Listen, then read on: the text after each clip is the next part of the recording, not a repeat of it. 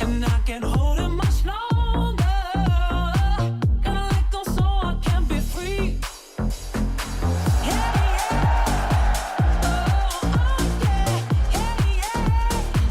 This is it, AJ. This is your goodbye tour to Arizona. Did you have fun? That's why I'm dancing. Yeah. It's been great. Listen, it's been awesome. A lot of dinners with some old friends, a lot of hanging out with people that I've known for a long time. And it's just nice to get in people's face, right, and see them and talk to them. And that it's just easier when you're here in person and not through a TV. Not that what we do isn't amazing through the television and through the internet and all that, but when you're actually talking to somebody face to face, it's just a different conversation. And the players have been great. The PR staffs have been great. Everybody on our team except for Michael has been great because, we've said it before, Michael wears socks when he sleeps, which is something I never wanted to know. And he drinks a $7 Starbucks and doesn't pay you back. And he doesn't say please when he asks you to get him one. So other than that, everyone's been awesome. That's a win. Who's this Michael guy, man? We got to get him out, right? Get him on the show and talk to him about it. Actually, he knows a lot about the Rangers. So if we do want to talk Rangers ball, we can sometime with Michael. But you guys have been crushing out there. Obviously, it's been awesome. And that includes last night hearing from guys like Luis Severino, who will show part of that combo later on in the show. We're going to talk to some A's players. And also, I just want to throw this out there. We'll give you the spring training schedule later on for next week, which will have Cam Maben on the road. The week after that is opening day, Todd Father. We haven't said it officially. We'll give more details next week, but we're taking a little trip. We are taking a little trip. Are you coming, Scott? I'm coming, but it's your spot. That's your house. Are we allowed to say it or no? Yeah, we could say it. We could give them a little teaser. Yeah. Why not? Yeah, we're going to a city called the Queen City again for opening day, and we love it over there. They're very gracious, the Reds, and can't wait to get back there. There is nothing, and I tell you, I've seen a bunch of opening days, been a part of a bunch. There's nothing better than opening day in Cincinnati, Ohio. I will promise you that one thing. Yeah, I've never been there for their opening day, and that's a staple. They always have it out there. So it'll be Reds, Giants. We'll give you more details when it gets closer, but let's charge the damn mound. Charging the mound. Uh-oh. Rafael Devers yesterday to the media, quote, "We spoke already and I'm good to do whatever they want me to do," talking about the Red Sox. "I'm here to help. I've already spoken with them about that and they know where I stand, but I'm just ready to play." The saga continues. It sounded like he was a little bit affected by the entire situation. And obviously, I'm sure there's some Boston radio stations that were all over his case for the last month. On what fans should expect, Evers said they can expect a better year than last year from me. They can expect a lot from this team overall. I think the fans can expect us to compete for a World Series this year. I'll add this caveat too, AJ. Devers hasn't played yet. He's supposed to make his debut this weekend. Also, Bregman hasn't played second base yet. So we haven't covered it in the last week and change since we've been at spring training games. But, I think he just confirmed what we're going to see at the start of the year, which is Alex Bregman at third and Rafael Devers at DH, which is probably best for his shoulder anyway. Yeah, it just was handled poorly. I think, man, Todd, can you imagine being the Reds' third baseman and then all of a sudden, without telling you and without being told and no one mentioning to you, they sign a guy, I don't know, I'm trying to think of whoever that would be in your tenure for the Reds, and they're, without telling you, like, "Oh, by the way, Todd, you're now the second baseman, or you're the DH, or the first baseman, or you're the center fielder." Of course, a guy of Devers' stature is going to get a little bit upset, and I think he was kind of blindsided by it a little bit. And I think now that he's had time to think about it, he's changed his mind, and he's obviously said the right things. This guy wants to be a Red Sox. He signed a long-term deal to be a Red Sox. So, yeah, he's going to do whatever, because he wants to win. He's a Red Sox. He wants to win. He's got a long-term deal. He'll do whatever it takes. Listen, I predicted on here he'd be the opening day third baseman, but with these new comments and him not playing and Bregman only playing third base, Bregman's going to be the opening day third baseman, and Devers is going to be the opening day DH. Yeah, and I think you hit it perfectly, kind of piggyback what you're saying, like cooler heads will prevail. This is something that I would be like, yo, what the heck's going on here, dude? I've been here for a couple of years now. You gave me this deal. I'm the third baseman. And then as time goes by, nobody's budging on the brass's side, on the coach's side. oh yeah, I'm all in for the team. Like, yeah, you got to bite your tongue and move on. It's not going to affect him. I don't think it's going to affect Devers at all. I just think now in the back of your mind, like, what am I, like, bottom of the barrel here? I'm one of the best hitters in baseball. Top 30, top 30 hitter in baseball. Like, dude, give me the respect I deserve. And I think he handled it perfectly. I think he said all the right things. But yeah, in the back of his mind, he's like, dude, I've been a third baseman for this long, and all of a sudden, another player comes along. Not saying he's not good enough. There's no way. Bregman's really good. He should be a third baseman. But I feel like Bregman would be better off at like a second base position. Rafael Devers doesn't have that foot speed going left to right when it comes to playing, other positions. So for me, I think he said the right things, but at the same time, I give credit to Devers for saying the right things. And now it's time to move on. Like, all right, good, man. They're not doing anything else. Go out and play. But know in the back of your mind, if I'm Rafael, yeah, you know what? You guys want me to do this here and there? I'm busy, those kind of things, that cat and mouse game. Like, hey, man, do you mind coming to help out the team in these things? Well, no, this function I can't make. As petty as it sounds, AJ, you can understand fully. It's like, well, you kind of screwed me here a little bit. I just feel like he got blindsided by this. I mean, he didn't. I don't know that he knew. Now, I don't have knowledge of this, but I don't know that he knew. Like, they didn't call him. Here's my thing as a player. If I'm a catcher and I'm on a team and I'm the face of the franchise, which I never was, so I can't understand this from a Rafael Devers side point of view. But if I'm kind of the face of the franchise, and all of a sudden let's see, I'm trying to use somebody when I played. If they're like, oh, we went out and signed Pudge Rodriguez to take your spot, I'm like, wait, but I've done this. I've been an all-star. I've been the face of the franchise. I've done all these things, and you don't call me and tell me?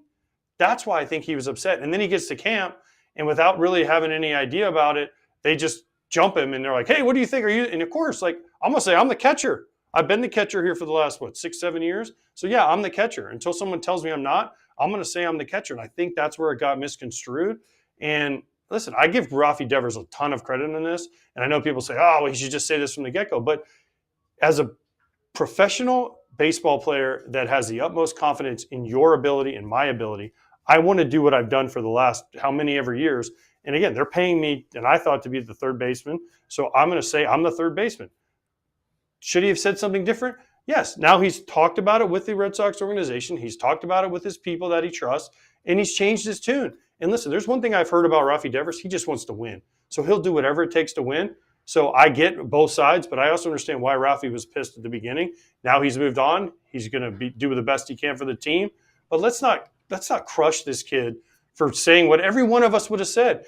Scott, think about in your job. If you're here and all of a sudden we're like, hey, we're bringing in another Alana host. Rizzo. And Alana Rizzo, without telling you, Scott, you're out, by the way. You're now on something else. You'd be like, no, I'm the FT host. Like, it's mine, right? And you're going to fight for it, and that's what Devers did. Nah, I love Alana. I think she should take over. Wait, but for Can't me, argue. After spending a week with her, Scott, I can't argue. Thank you. Exactly. Just see if she can move to Orlando, and then she'll be your co-host every day. But in all seriousness, AJ, for me, I felt like behind the scenes, the shoulder helped to push this across. He hasn't played in a game yet. I get it. He's a vet. He's fine. I'm not worried about the bat. I am worried about the glove. He's led the league in errors at third base, I think, every year since 2018. He rates pretty poorly on the metrics as well. It's just a fact. That part alone is an issue. Now you add that the shoulder's not 100%, not close enough to get him on the field, at least yet, hopefully this weekend. I'm like, hey, dude, I think this is just best for your career too, where we get you some DH time. Maybe you start to mix into third base as the season goes along. There's also definitely going to be injuries. There always are, and it might play out that way anyway. But at least to start the year, AJ, I just feel like the best lineup for them has Devers at DH and has Bregman at third base. And the Red Sox can't mess around. They haven't been a great team. They have a chance to be a good team this year. I don't want to look back at April and be like, damn, we could have won an extra few games if we had Bregman at third base and Devers didn't look like he was ready at third and he wasn't, ever known for his glove there anyway. So I feel like it actually might help him at the plate and just make him feel, more relaxed coming into the year because he's not 100%. So I think it's a winning move by the Red Sox, and that's why they were I want to know what Todd has to think. I want to know what Todd thinks about this because he was a third baseman. Right? I mean, Todd was a third. I can't speak on what it's like. I mean, I could speak of what it was like being a DH and a catcher, but I never played third. So I want to know what Todd has to say, because I want to know how he would feel if he was a little sore or beat up or whatever. And then he played in the National League where they didn't have the DH then, but if he got to DH sometimes. Yeah, I mean, listen, I like DHing maybe 5 times out of the year to give myself a break. I was a guy that always wanted to be out there. I don't know. I just felt like I wasn't into the game as much as a DH. And just in my mind, my mindset was, if I'm DHing, I'm on the back end of my career. Like, if that's where they wanted me to go, that's not a good sign. And that's just my thought process. So for me, and knowing Devers and knowing the way he plays, he wants to be out there. Screw DHing, man. Forget about that. That's in the last 2 or 3 years of your career if you could still mash. I want to be out there. I want to keep playing. I want to be in the game. I want to talk. I want to have chatter. I want to, talk around and be in all the plays. You're at third base. You got to be ready for every single play. It's the hot corner. You're the man over there. So, yeah, no, I want to play. And if I'm Devers, I want in. DH to me is something that, is like, man, they don't think I can play defense anymore. All right, I know I made all these errors, but I'm not that bad of a defender, am I? That's the thought process I would have. For me, it's just on the winning side of things. What if I told you at the end of the year that the Red Sox missed the playoffs by 2 games, and we felt like it would have changed if we had a top 5 third baseman defensively at the position versus a bottom 5? No, it's because real, though. Why is that not okay? That's Because speculation. you lose 70 That's games. You speculation. lose 70 games anyways. God, how many times did you look back on a year and be like, man, if I would have got a hit with this guy, we missed. I mean, I was on a team that missed the playoffs more than once in the last day of the year. Okay. Yeah. And how many times I looked back and was like, man, if I would have got a hit, or if I wouldn't have done this, but you know how many other guys? There's 24 other guys on the team that could say the same thing. So you can't just say like, oh man, if Bregman would have been playing second instead of Devers, we would have won 2 more games. No, like you can't say that, because there's all these games you look back on and you remember the losses, for me at least, more than the wins. So you look back at the end of the year like, oh man, we lost in game 163 in the tiebreaker. If only I would have got a hit here. Well, guess what? There's, when I was on the Rangers, we had Beltre, Andrews, Moreland, Kinsler. I guarantee you they all look back at the end of the year and you're like, man, if I just would have got a hit here or done this, we would have made the playoffs instead of having that. So you can't do that. And I thought Derek had a great point too, by the way. Devers is down 3 homers already because Cole's on the shelf for the year. Yeah. When Cole got hurt, there were a lot of tweets. Yes, exactly. And some intentional walks. Yeah, intentional walks. That's true. For me, last part here, just to circle back, AJ, do you really think that there was 0 interaction until spring training? I'm just genuinely curious. I don't know the answer to this. Do you think they didn't even make a phone call? Does that face say it all, or did you freeze? I'm just saying. I don't think they did. I think I don't know, but okay. I don't know. The way it was handled, it seems like they didn't have communication. I don't know if that's true or not. It's just the way it was handled. It just seems like that. Okay. Well, regardless, in my mind, they're in the best position to succeed, at least for now, to start the year with this defensive alignment. And I think that's what many in the front office are looking at. So we'll see how this plays out. Got to get them back on the field. And again, they were pushing their chips in. Bregman hasn't played 1 game at second base. I know he's real good, but if I'm switching positions, I don't care who you are, I'm putting him at second base all spring. So clearly they knew this was going on. All right. Anyway, if you have thoughts about this, you're catching it later on, drop some comments for us. Otherwise, we'll swing right back and we will go over the Rockies owner wanting, Santa Claus to come, and he wants to sit on his lap and basically win a World Series championship and do it for free. We'll go over that next.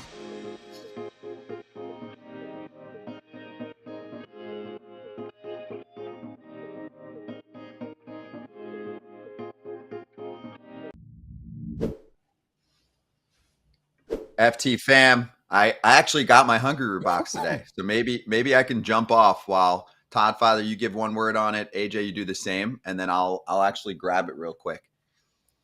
Yeah, grab that thing and eat it quick, because if you were anywhere close to me, I'd be taking it and putting it in the oven, man. It's really, really nice meals. I mean, I talk about their Italian food all the time.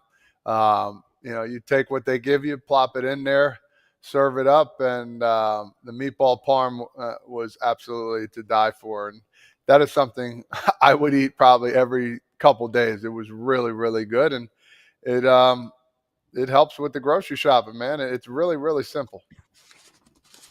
Hey, listen, I'm in Arizona for this week. Guess what I haven't been able to eat because Mark didn't bring me any hungry root. So being on the road is tough. You got to eat not as great, but I miss my hungry root when I'm home. I'm going to be home tonight, so have that hungry root ready because I guarantee you this next week I'm going to be eating a lot of it. Yeah, screw you, Scott. That's trying to make me jealous because I can't have it delivered on the road.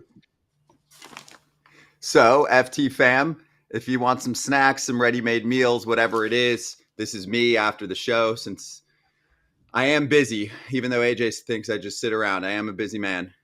So go to hungryroot.com/FOUL. Oh, sorry. hungryroot.com/FT. We made it even simpler for you. For a limited time, 40% off your first box plus a free item in every box for life. That is free. hungryroot.com/FT, code FT to get your first box with 40% off and a free item of your choice for life after that. All right, we're back. By the way, just letting everyone know about spring trading for next week while we have one more minute. Next week includes Braves camp. I think that's the last camp we're going to. Red Sox camp. Twins camp. What's the fourth one? Who's your Tiger? Ooh, that's right. Tiger Territory camp. So if you've been waiting for one of your teams and those are one of your four, congratulations. If you're still asking us about a team in Arizona, it's over. We finished with the A's, and we're going to talk to some of the A's players. But that's the rest of the schedule. We'll show it to you later, and we'll be right back.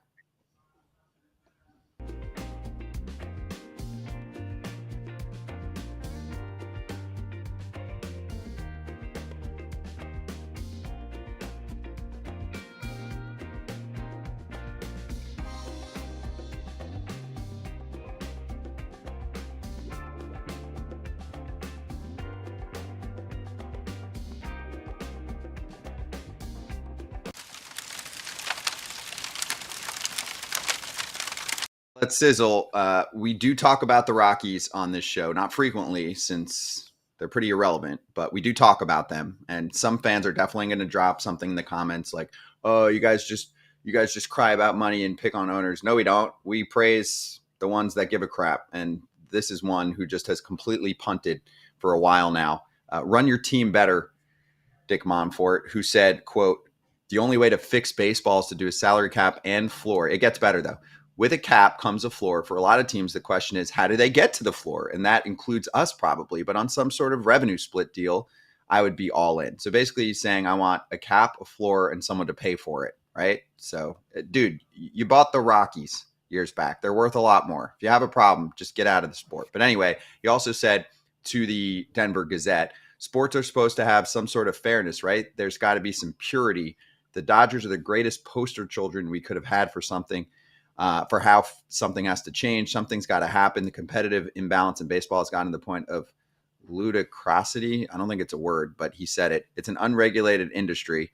And he said, like one of my fellow owners said, the problem is ourselves. You've got 30 owners. They're all diverse. This system works for big markets. It's gotten to the point where the big markets can't make any money because they're shelling it all out in payroll. That part actually is the most telling, AJ. So tell us why you really want to change the system, even though there are other teams that thrive that also spend less money than you and still can put a good freaking product on the field. They're in the Stone Age right now.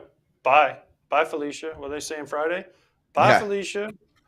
Bye, Mr. Monfort. I mean, come on. Are you kidding me? Sell the team then. Why do you want? If it's so you're losing all this money, you can't make money. Then why do you own the team? Because you could sell it for probably what 1.5 to $2 billion and get out now, and you have made hundreds and hundreds of millions of dollars over the lifetime of your ownership. So I don't know, get out then.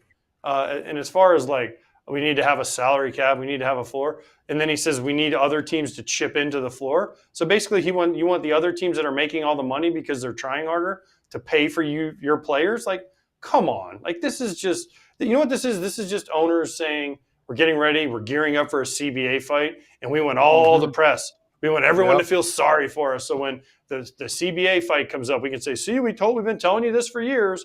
It's just crazy to me. What do you use? Ludicrosity? Well, you're ludicrosity for saying this. I was going to say the same thing. They come out and they start chipping away with these things, and then 2 months down the road, we'll forget about it, and then somebody else will come up and say the salary cap word again. And I think that won't ever happen. If that does happen, baseball will be in a lot of trouble. The players are, that would be very hard for them. This is why the sport is great. The players have an upper hand on some things like that, and it just won't ever happen. That's it. And people sit there, oh, they make too much money. Well, this is what the sport is. If you're really good at this sport and you're really good at your job, you should be making the most money. So it's just something where, some of these owners come out and here he is. Everybody's going to remember Dick Monfort for a couple of days, and then the next owner will come out and be like, "Oh, I didn't know this guy was an owner," and then it'll just happen again. So that's just part of the old everlasting cycle wheel of ownership right now. That's where they're at. Yeah, I mean, can we reply to him, dude? What are you doing? Like, what are you doing with your team right now? Are you awake? What are you doing? Right? Like, this is one of the hardest people to feel bad for. You have an awesome franchise in an awesome city that supports the team regardless. It's a great spot to go for a game. Are you awake? And I'm not just saying player payroll. This isn't one of my, hey, dude, spend more money on your team. There's more to it in this case. What are you doing with your organization? That's the thing. I mean, you guys have just been hanging in abyss for a long time now. And it's not like other teams in his spot can't compete. The Cleveland Guardians spend less money than the Rockies, right? They made it to the ALCS. They are just in the middle of nowhere right now. So you need a good organization to be able to compete too. Let's remember, AJ, the Mets had the highest payroll ever a couple years ago and didn't even make the playoffs. The Padres were up there too, didn't make the playoffs. So we have gone over the parity game. I get it for the 5 teams that always complain about their situations. Pirates fans, we're here for you. Rockies fans, we're here for you. But this is just such BS, dude. I would swing it right back to you and be like, how about relegation if you don't know how to run a team correctly, right? How about you get punished for never giving your fans a good product? It's been a long-ass time, and it's ridiculous. They're not doing that. They're not relegation. This isn't soccer.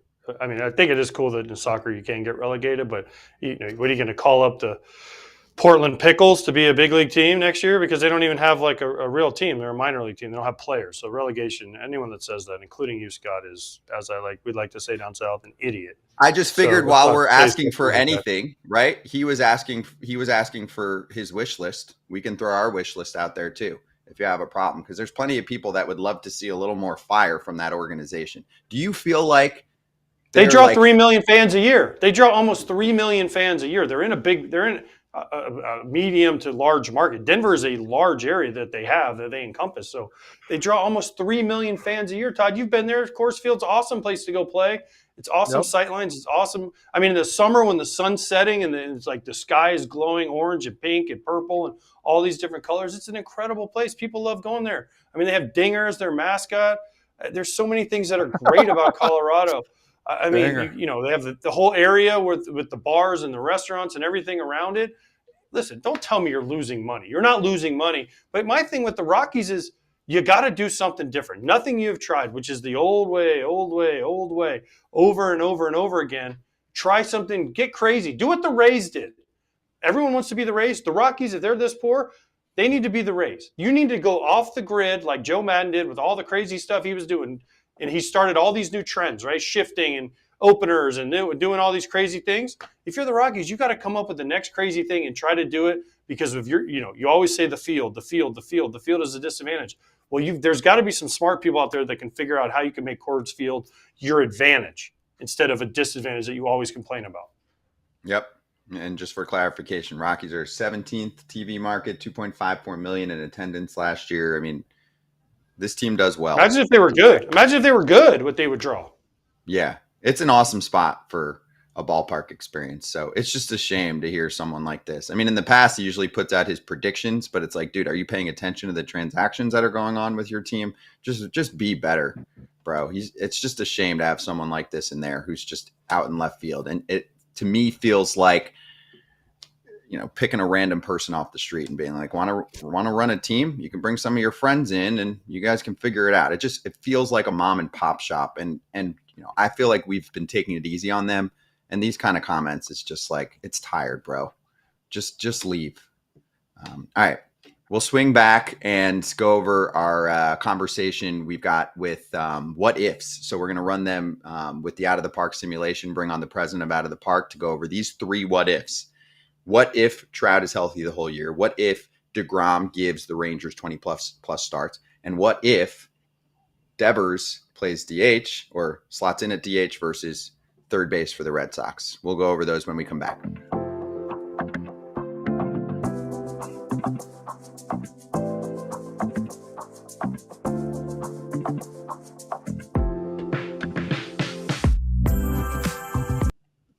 All right, one more while we have a moment here. The Marlins are calling for former college and pro players to be on their practice squad. There are tryouts in Jupiter, Florida, and you can be on the practice squad from April 1st to September 15th. There's the official call out. They are definitely going to get a phone call from the Players Union. $150 a day. You got to be available from noon to 5, around 10 to 15 home games days per month when the Jupiter Hammerheads are in town, selling it as a unique opportunity to gain exposure to pro players and coaches. One fan, Robert Stock, said, I wonder if these won't turn into a workaround to sidestep minor league roster restrictions, especially if they sign a player or two from the practice squad eventually. I actually think teams are going to complain about this too, AJ. I'm not complaining. Sign me up. Here's what we should do on our FT network. We need to get a camera crew down there. Todd and I will sign up and we'll play on this team. And we'll see if we're any good. Let's see if we still got it. I mean, Todd can make it down from Jersey for 10 to 15 days a month, right? We'll get $150 a day, and we'll see if we're any good and to see if they sign us. What if they sign the Todd father and he goes and plays third base this year in Miami? He could put a new neon behind him, and he could get another year of service time. Let's do this, Todd. Hey, listen, all I'm thinking about, the first person that came in my mind was Vince Papale. Listen, they might just find a rose in the thorn here. A guy comes out, run a 6'4", 560. All of a sudden, his gap-to-gap baseball. The guy's going to steal, bang, boom. 2 years later, he's in the big leagues. It's the new Vince Papale of baseball. You just never know. Watch out. That one guy that said, they screwed me over. You know, I should have been a big leaguer. It's my time. And the mom and dad are like, here we go, Johnny boy. Go ahead, try out. And next thing you know, a year later, I knew you could do it, Johnny boy. You're on the Marlins. This is crazy. Yeah, the new Vince Papale's coming at you. Watch out. That's good. I think about the movie The Replacements too. You just have all these talented dudes that have these weird backgrounds and stories, and they all get together and form a team, and then maybe they're even better than the major league team. So be careful what you wish for. I think of the '95 spring training when we had the replacement players and for big league teams, and there was like, I remember I was in spring training. I never crossed the line, but we roomed with the replacement guys in spring training that year, and there was like one guy was like a carpenter, and the other guy was a drywall guy. One guy was like a coach at his high school, and they were going to play in the big leagues that year. I mean, think about the story though. If you're a random guy there, and you could be the Rudy, Todd. You and I could be the Rudy. We could go in there and everyone lays the Hammerheads all lay their jerseys down until we get a chance to get in a bat in a game. I remember my brother in the minor leagues. Crazy. Umpires were tough too.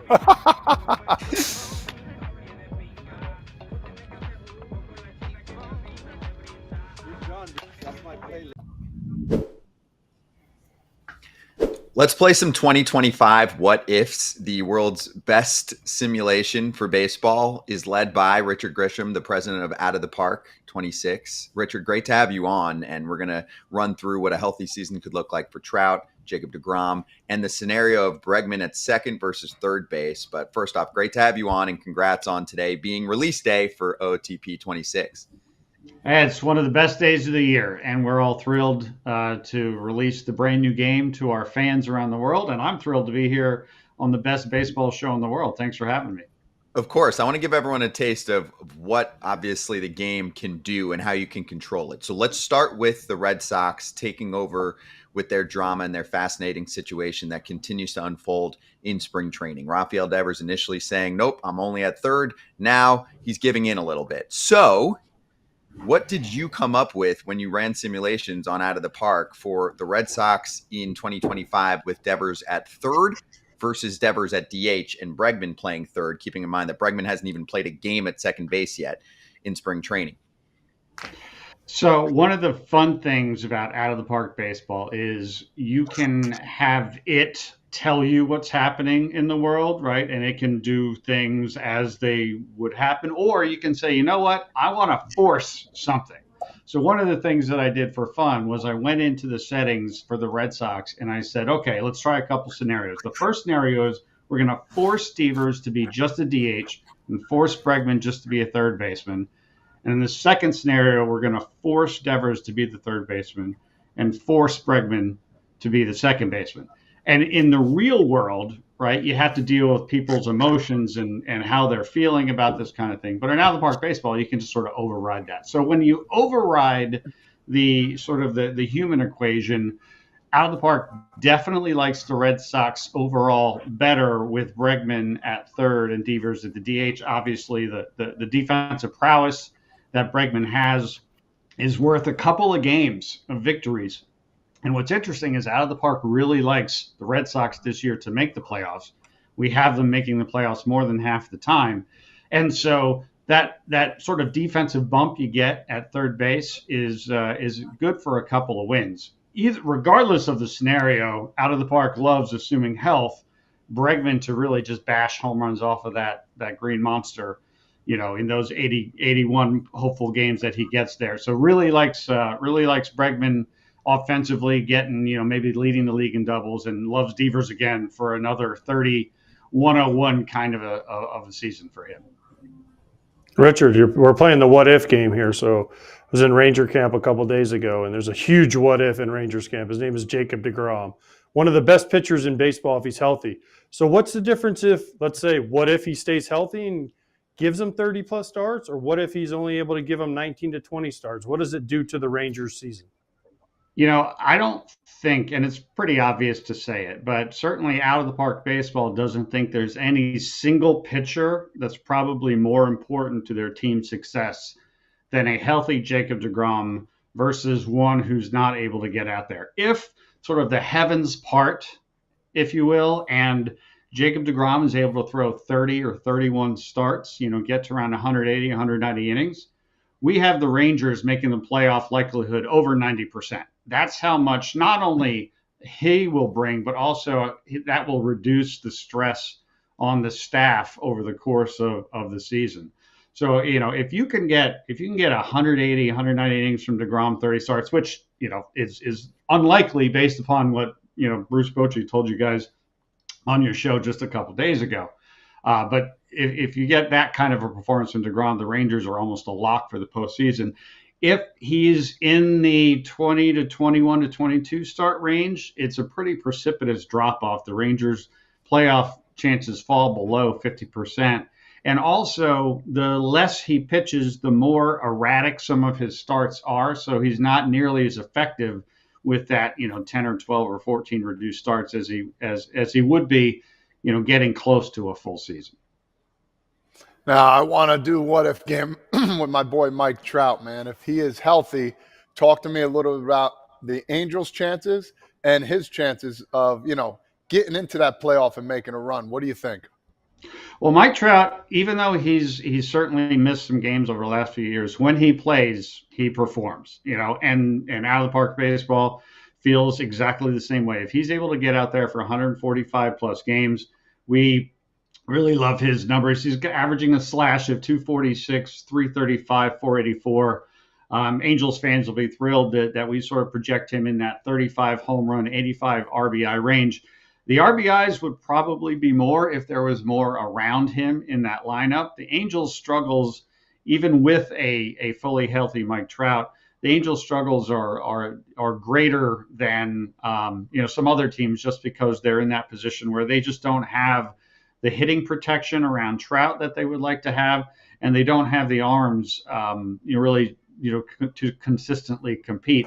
We did run 1,000 simulations with the Angels, so there is hope. In those 1,000 sims, the Angels did win one World Series, and they did make it 3 times. So it's possible, but highly unlikely, even with a healthy Mike Trout, that the Angels are going to crack the postseason.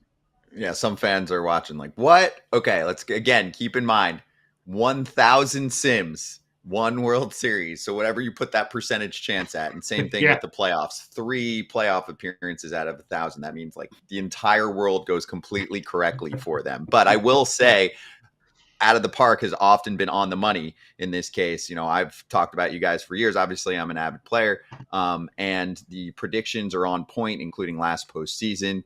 Out of the Park simulations nailed it. So, Richard, if you want to give some love to why people should buy into what some of these sims produce, and then also, of course, today's your day. So, give everyone a little taste of what to expect for Out of the Park 26, as I'll be grabbing a copy, 10% off today.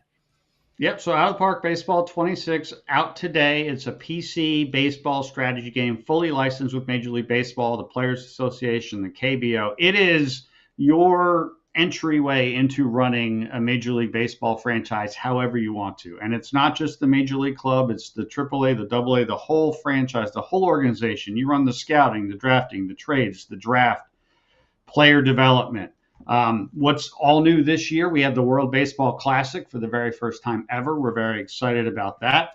We've got a brand new player development lab 2.0. So when you got your prospects, you have complete control over what you want them to focus on. You want your pitchers to gain some velocity. You want your hitters to get better at bunting. Whatever you want your guys to do, you can do. So those are some of the new things in Out of the Park Baseball 26, which, as I mentioned, it launches today. You get it for 10% off for a week. It's on PC, and we have an amazing community. And if you jump into the Out of the Park Baseball community, there are thousands of people that are happy to help you enjoy the incredible amount of baseball you can play, not only this season, but you can go back in any season in history. So we can get AJ and we can get Todd and we can get them battling each other and winning championships against each other all day long. We did that. Hey, we did that, That's and I right. beat Todd. We did it, and I won.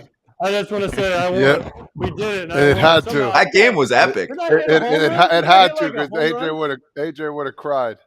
It's all good. It was epic. We took his best It was a White great Sox game. team, Todd's best Reds team. It was really good. You can still find it on our YouTube channel. Richard, Yep. this was awesome. Really appreciate you stopping by. We always happy, obviously, before the season starts, to go over the season simulation, since Out of the Yep. Park nailed it in the playoffs. So we'll do that again. We'll talk to you in a couple weeks. But in the meantime, enjoy the rest of spring training, and we'll talk to you soon, okay? Love it. Thanks, guys. Appreciate it. And Foul Territory, you are the best.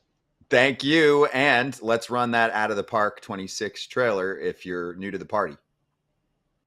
Out of the Park Baseball 26, the newest edition of the beloved baseball strategy game, played by hundreds of thousands of fans around the globe, is here. The newest and biggest version yet of Out of the Park Baseball is packed with loads of features and improvements, including the Road to the World Baseball Classic, Player Development Lab 2.0. Our popular new Player Development Lab is back and better than ever. Refined options, choices, and influence. Build your perfect team. The all-new Clubhouse Tournament Shop gives you total control over your rewards. Baseball history comes alive like nowhere else. The Infinite Baseball Sandbox is here. Available March 14th, 2025.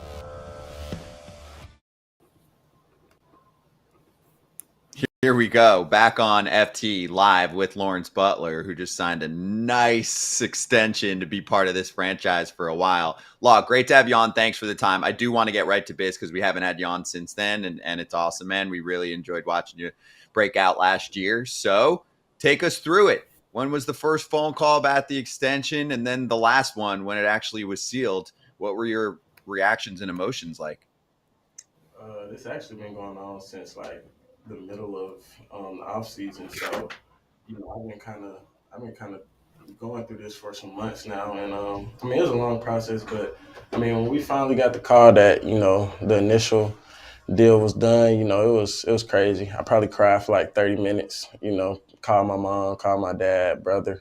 It was a surreal moment though. That's a life-changing moment. So, it was very emotional for me. But What'd you happy at buy? the same time. What'd you buy? I haven't bought nothing yet, but I do got a couple things on. Car? What do you got? I'm going car and I'm going watch. What kind of watch? Rolly. What kind? Day date. It's gonna be all gold with the olive face. All right. Yeah, it's a big Oh, boy. Would you Oh, order it my. now? Because you might get it when your extension's done. Nah, I'm getting it soon. Whenever they pay me, that's when I'm getting When you it. get that first Yeah, check? exactly. And then what kind of car? 2025 V truck, Escalade V. Okay. Yeah, I like loud cars. Some with some loud exhaust. Some You're not going supercharged. so you're not going electric car. You're not going Tesla. Nah, I ain't really. I mean, the only electric car I get is that Dodge, that new Banshee. Yeah. Dodge, they coming out with one of them. I'm a Dodge guy, so All right. like I love all the muscle cars. I'm gonna get a TRX too, but that's later. That's the second check. Yeah, but I'm for sure. If I get an electric car, I'm gonna get that Banshee electric Dodge. All right. All right. What's life been like? I mean, other than buying stuff, I mean, when you call your mom and dad and you say, Mom, Dad, I just signed a 7-year deal for $60+ million. They start crying? I mean, when I first told them, I don't even think they could really gather everything that I was telling them, because that's kind of like I'm just dropping it on them out of nowhere. I'm on the West Coast and they live on the East Coast, so it's probably like 10:30 at night. They winding down to go to sleep, and I just drop it on them. So they weren't crying at first, but they both did tell me later on when they kind of realized it was happening and stuff like that. They did cry. So that was a great moment. I mean, They're not going to change you. You're not going to change, right? No, I'm gonna be the same person. Okay. I'm just got some money now. All right. So, Don't change. no. I don't want to see that swag change. Nah, the swag just gonna elevate. 'Cause I Nice. got money now. That's what I'm talking Exactly. about. So Hell I need yeah. more stuff. Let me ask you this. This is really incredible for you. Congratulations. Sorry, my mic is playing tricks on me right now. But my question to you is, what are your expectations now? This year coming up, talk to me about your goals, expectations, and where you want to see yourself after this year. I have the same expectations. I mean, them paying me doesn't change what I want to accomplish in my career or, over the course of the 2025 season. So, I mean, I still want to, go out there and put up good numbers for my team and, be a factor of, winning games for my team. And, I really just want to, be in some talks of, an MVP, All-Star, best right fielder. I really just work to be the best in the game. And that's what I was, working towards before the contract, and that's what I'm going to keep working towards after the contract. So, I mean, the money in the contract doesn't really change my goals on the baseball field. Those will always be the same, and they'll forever be the same. Law, do you have a bold prediction for the A's as a club this year? I mean, now you've been in camp for a few weeks. What does this look like? Playoffs, for sure. I honestly think we can take all of them teams in the AL West. I mean, we really ain't got, I want to say too much competition. We got some competition, but I mean, the teams that were kind of running it before are starting to, lose some players, people getting older, and we the new young team on the rise. So, I mean, I feel like we got a good chance of taking the AL West and, playing through October. Yes. Yeah. Yes. You know what? I love that because I've been picking y'all. Yeah. People were saying, why the A's? And I said, because of you. By the way, I can't call you Law Dog. Is that your nickname? I mean, it's just Law. Because Jenny and Dallas kind of came up with the dog. Really, the org came up with the dog part, but it's really just because I played with Matt Lawton. You don't probably even know who Matt Lawton was. He was an outfielder or right fielder when I first came up. He was Law Dog to me. Mm-hmm. So and everyone's like, Law Dog. I'm like, I can't call him Law because I get it. I can call you Law, though. You can call me Law. Okay. Yeah, everybody call me Law. 30-30 for you this year? For sure. That's what I'm reaching for. Get 30 bags, 30-plus homers. What's easier, 30 homers, 30 bags? I would say the homers. Really? Yeah. Even with the big pizza box bags? Yeah, I mean, it's kind of easier to get. You said which one, harder or easier? Easier. Oh, I would say the bags, because a lot of these pitchers be slow to home. Yeah, you're fast. You can really steal a lot of bases off pitchers. I won't really say a lot of bags are stole off catchers. Majority of them are stole off pitchers. So. Yeah, as a former catcher, trust me, I Yeah, agree. They exactly. were all off the pitchers. I always made good throws, and they got safe off the pitcher. I be vouching for y'all because, I mean, they take a minute to get to home. So I feel like I can get 30 easier. Right, before we let you go, I got to ask you this. Now, in your bio, it says you're born in New Jersey. Todd's from New Jersey, so he's going to claim you. Holla. Mm-hmm. But you went to Georgia. You're from Georgia. Yeah, you went to Westlake. So what do you claim? I'm gonna tell you. Tell me. Come on. I was born in New Jersey, in Burlington, and I moved to Atlanta when I was 3 months old. So I have no memory. Yes. Yes. So Hey, I'm. because that's all I remember. Nah, listen. You lost your swag, dog, with me. What's it? It's over with, dog. You don't listen. But I still do got family in New Jersey, and they do come watch me play, like when I go to New York and stuff like that. So I stay No connected. doubt. You no use it doubt. when you need to use it. Exactly. Yes. Exactly. Yeah. So you claim both, and we're happy with that. We're friendly with Georgia and New Jersey. We got no problems with them. Yeah. So Yeah. All good. yeah, awesome, man. We'll catch you during the year too, but wanted to get you, soon after the extension. Thanks for joining us, man. Good luck. We'll talk to you soon. No problem. Thanks for having me. Thank you, Lawrence Butler, Oakland A's. Oops, I said it. That was the first time I said it by accident. Sacramento A's. Be right back.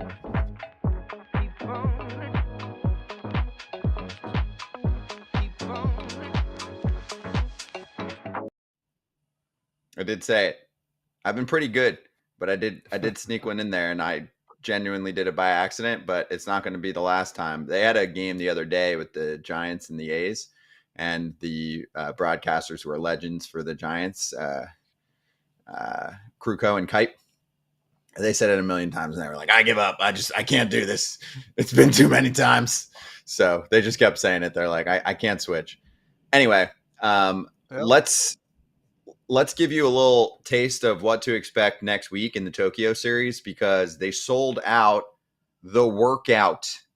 Over 10,000 people bought tickets. The place is packed for their workout day, sold out within an hour. We're doing post-game shows after those two games next week. They do count their regular season games, but Todd Father, the photos and the tweets right now that I've seen this morning from Tokyo are insane.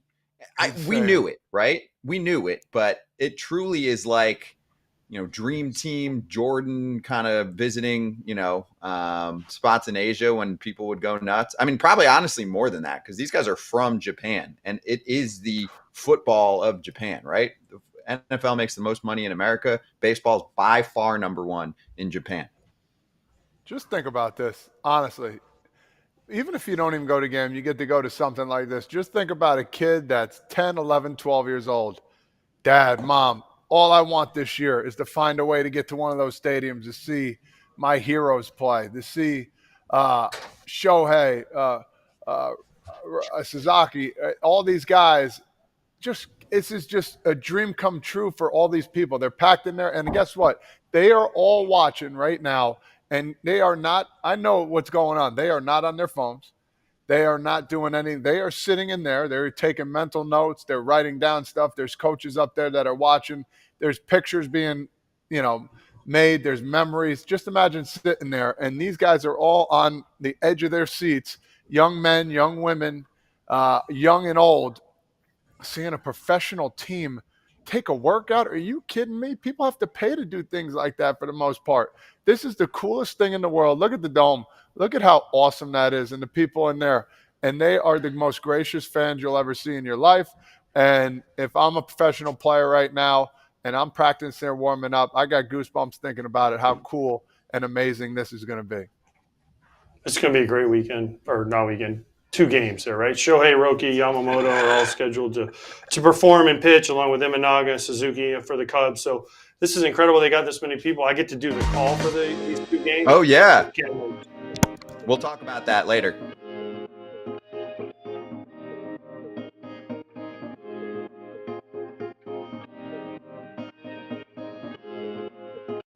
We've got A's closer Mason Miller with us. Mason, great to see you, man. How's camp going for you, especially after the year that you just had? Do you feel like you can come in here and just be like calm, cool, work on what you got to work on to get ready for the season? No, yeah, it's good to see you guys too. Appreciate you having me. Camp's going great. Just excited. We've had some buzz around this group, so just getting back in the locker room, hanging out with the guys again is awesome. But yeah, we're excited. I mean, me personally, I'm ready to get out of here, get this thing rolling here in 2 weeks. But yeah, can't complain.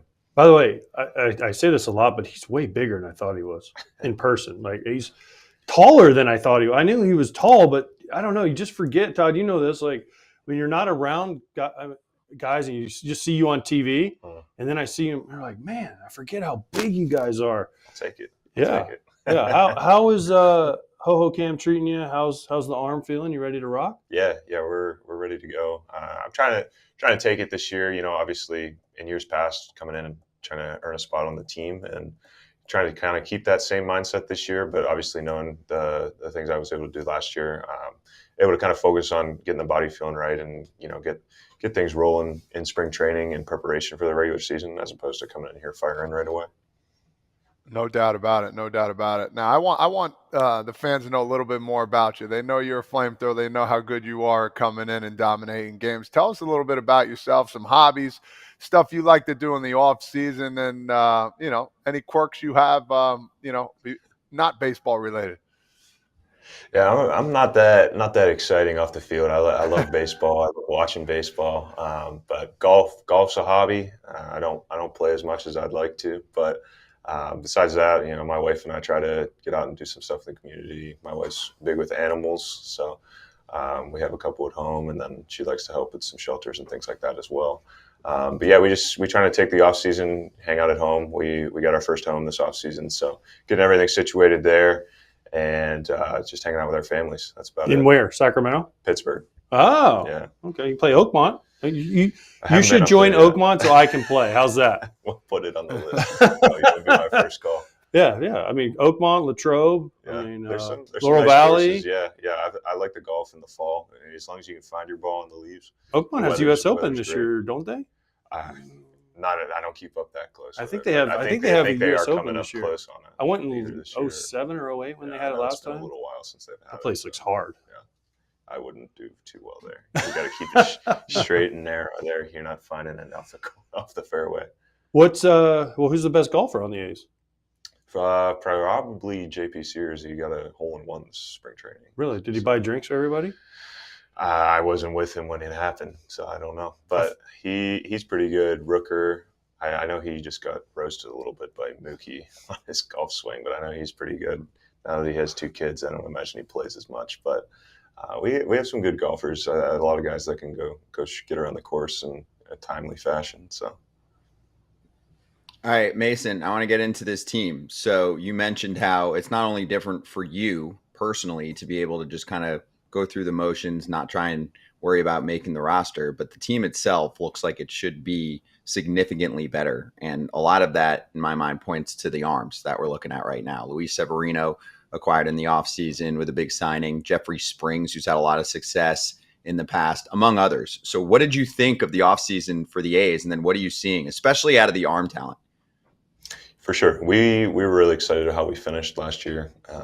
We had a talented group, we believed, and we kind of turned that corner a little bit and played some really good baseball down the stretch. So just the confidence of a lot of that group being back and then going out and getting to really bona fide starters and Jeff and Sevy, but also great guys, getting to know them this spring. And I think they're going to be huge, not only what they bring on the field, but also what they're able to, help with younger guys and kind of show us what it means to be a big league starter and being able to take over a game and all that.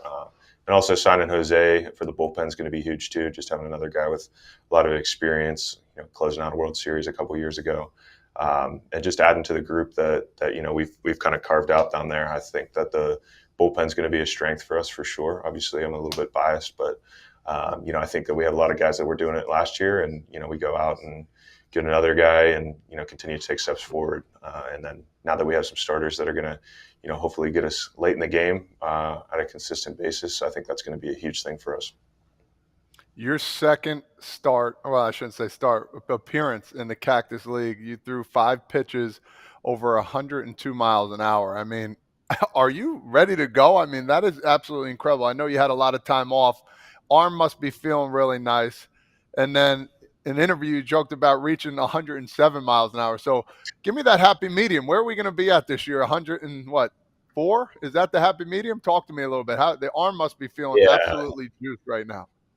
Well, that second start, I came in and grooved a heater, and Josh Smith took it over the right field wall. So I wasn't trying to be cruising at 102, but after that, I kind of tried to dial it in a little bit, get some outs. But yeah, the 107 thing, I don't know why that's the number everybody's settling on, but you don't put any limitations on yourself. But I put myself at 103.8 last year was the high, so I think TV 104, but I'd like to crest 104 for real when you look at the analytics side of it. So that's the goal for me, and then you just kind of keep moving from there. But the most important thing is getting outs. You're a thumber.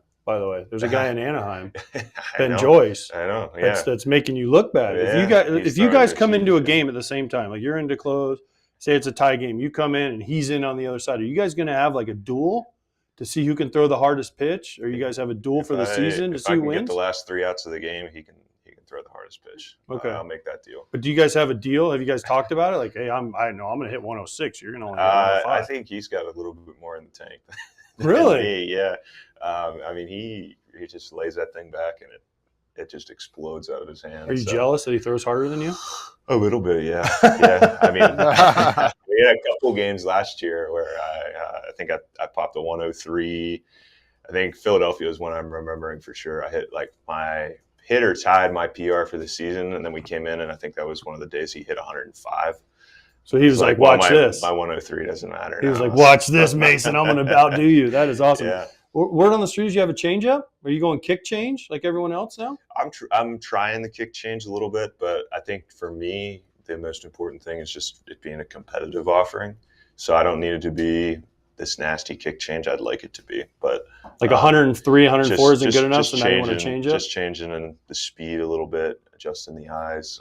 So just playing with a little bit, just finding what's comfortable. And there's no substitute for throwing it in a game. I threw it in my first spring training, and Will Benson hit it like 400 feet foul. So I stayed away from it for a couple after that. But feeling good about it, and it's another wrinkle that I think will give me a little bit of a leg up on these hitters. I'm fascinated about this because almost every camp we go to, there's at least one or two guys we talk to that are working on a kick changeup, and it's not a pitch that I feel like I remember hearing about up until this spring training. So when's the first time that you heard about it and then started learning it? And are you on board still with us? Like, hey, this came out of nowhere. I know obviously it's just a variation of a changeup, but it feels like grips like this kind of pick up steam and then it spreads around almost like a rumor around camp. Like, hey, you should try this grip.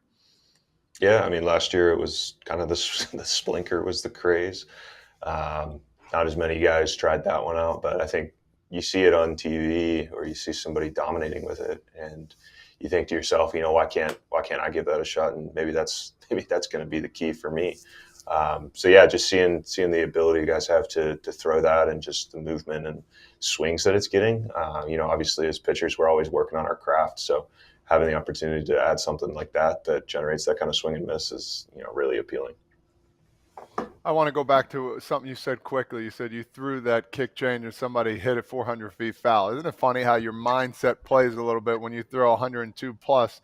You can actually, when you throw that hard, you can try any other pitch you really want to do because you always have 102 in your back pocket, I should say. So that mindset is pretty incredible. You see how a pitcher's mindset is different from a hitter's. I just wanted to point that out. But my next question is, you're playing at a minor league park.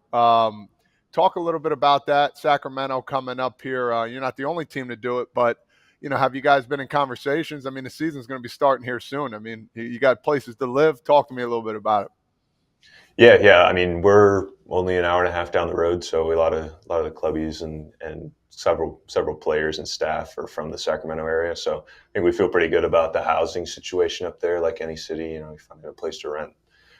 Whether you have kids or family, kind of the space you're looking for. So no issues there. A couple of the guys went up in early January to see the stadium, and they had a lot of positive things to say, especially going out in the community and talking to people. So I think they're excited to have us, and there's no way to sugarcoat a AAA stadium, but we're gonna take pride in that. That's our home stadium, and go out there and play for the city and play for the fans as we always do. And we're looking forward to it. We have a lot of excitement about the product that's going to be on the field, and I think that's what we're all focused on. Why didn't you go?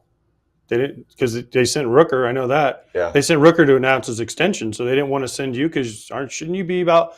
They got Lawrence, they got Rook, and now you should be in line for the extension. I hope so. I mean, there's a couple other guys I think too, but yeah, we got a good group of guys, and it's really really exciting for us to see ownership and David Force and everybody that kind of believes in us in this group. That we obviously believe in ourselves, but to have that validation and start seeing past just this season, and start developing what is to come. And so that's exciting as a player. Obviously, we're super excited for Law and Rook to get those extensions because they certainly earned it.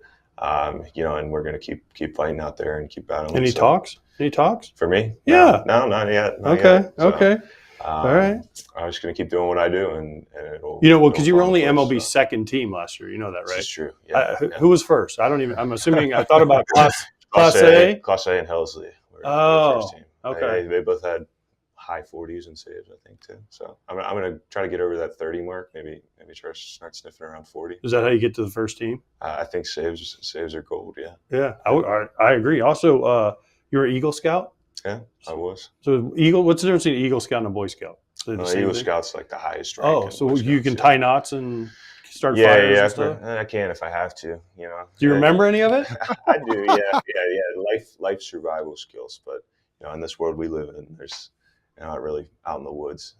So you're not a camper. You're not going to go out to like Camelback and camp for the night. That wasn't really my my thing. It was, parents wanted me to have something that if baseball didn't work out, that's a good notch to have in your belt. And I enjoyed it. Made a lot of good connections and friends through it. But yeah, camping and the outdoorsy stuff, I could take it or leave it. Is that where you got your service, your community service, love of community service was through the Scouts? Big part of it, yeah. Big part of it growing up. And then obviously as I got into college, I played Division III baseball. So, my life wasn't really all baseball at that point, but I helped pay my way through my Division III college with community service scholarship. So I did That's awesome. bunch of work with kids through that, tutoring, rec nights, things like that. So it's always been something that's been important to me. Mason, last one for you as we're talking about your youth. When did you know you had it? When did you feel like you have big league stuff, or at least realize that you throw the baseball harder than most people around you? Yeah, it's a weird path for me, because I felt like I had it when I was young. I was like, playing shortstop, pitching, hitting, doing it all, like, best player on the field a lot of times. And then I got to high school and they said, all right, you're going to be a PO. And that was a big letdown for me because I loved hitting. But pitched through high school. I was a respectable high school pitcher. So I think that kind of, the dream started to fade a little bit. Went Division III. It really wasn't my focus. And then obviously when everything clicked health-wise and started dominating, I think that's when you started to get that glimmer of hope again. And then, it's a weird concept too, because you work so hard to get drafted, and then you get drafted and you go to rookie ball and you're like, man, I still feel so far away from the big leagues. You work for so many years to get to that point to get drafted, and then it's back to work again. So just to be able to sit here and play at the highest level is a true blessing, that's for sure. Yeah, it's pretty cool, man. You had an awesome year. Excited for this one too, especially with the team looking even better on paper. Great to see you. We'll chat with you during the season too, Mason. Thanks for the time, man. Absolutely. Appreciate you guys. FT fam, we'll be right back.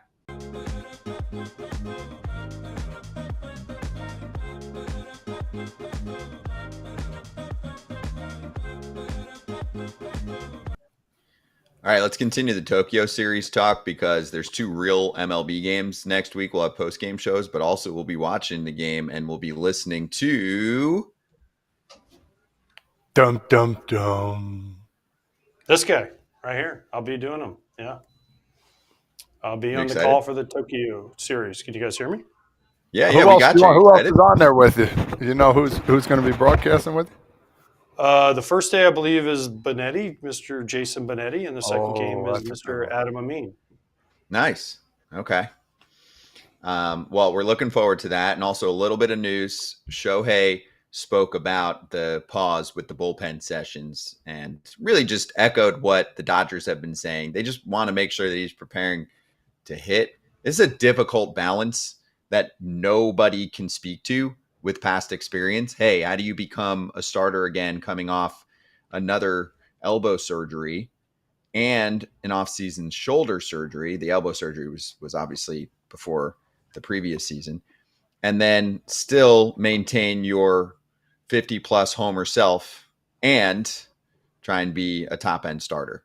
It's a lot. To me, I mean, it's a lot anyway, AJ, but when you add in the fact that he has had injuries and surgeries, there's just nothing to go off of. So it does sound like it was part of his plan. Hey, I'm going to get some things going, then pause a little bit, and then I can work into this as the season goes along. One of the most intriguing storylines of the year. Will he pitch this year or ever again? And how do they get him back to rehab? Because he can't go on a rehab assignment. So how do they get him back if he's going to be a starter? How do you build him up to 5 innings? You can't send him to Oklahoma City, their AAA, and say, hey, go give us 4 innings in Oklahoma City. Oh, yeah, and be back to DH in LA tonight. So it's going to be a fascinating thing that we're going to have to watch here from the Dodgers, the whole organization, and Dave Roberts and Brandon Gomes and Andrew Friedman and Shohei and everyone else. Mm-hmm. Yeah, it's tough. I mean, there's been all those conversations about him pitching, whatever. I think they're doing the right thing here. Slow it down a little bit. We've talked about it before, like understandably. If he is going to pitch, which I think they are definitely going to try and get him pitch, you don't need to do it right away. They have a lot of horses in the stable that can come in and dominate. Just worry about mashing the ball right now. Slow play it.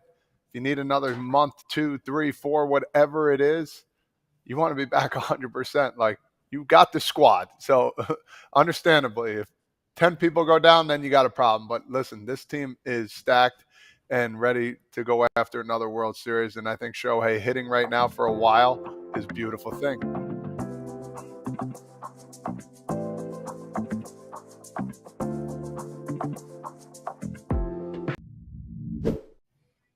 All right, Arena Club's going to help us out with some Ronald Acuna Jr. news and quotes. We'll show off the card that's available in his slab pack on Arena Club. We'll talk more about that in a moment here, but here's the fresh quotes. He said, "I'd rather steal 30 and play the whole season as opposed to trying to steal 70, injuring myself and missing the whole year." So quotes fresh this morning, Todd Father, about Acuna trying to figure out going forward what the best balance is for him, and pointing to how he's had multiple knee issues and he just doesn't want to miss this extended time. At the same time, damn, 2 years ago when he stole 70 plus, he was electric. Yeah, and he made me look like a smart man because I said that would happen. Luckily, it did, but on the sake of getting hurt too as well. But yeah, I think this is the right thing for sure. The Atlanta Braves want him to play. They want him to play a full season. They want, 145 to 150 plus games during the season for him at a healthy pace. He doesn't need to steal. He's fast enough to score from first to home on a ball down the line or in the gap. If he's on second base, a ball hit hard to the outfield, he's still going to have a really good opportunity to score. And they want to make sure they have his legs under him. So maybe a DH day here or there. I think that's the smart move to do. He's the best player on that squad, and he's the guy that's going to take them to the promised land if they get that opportunity to do so.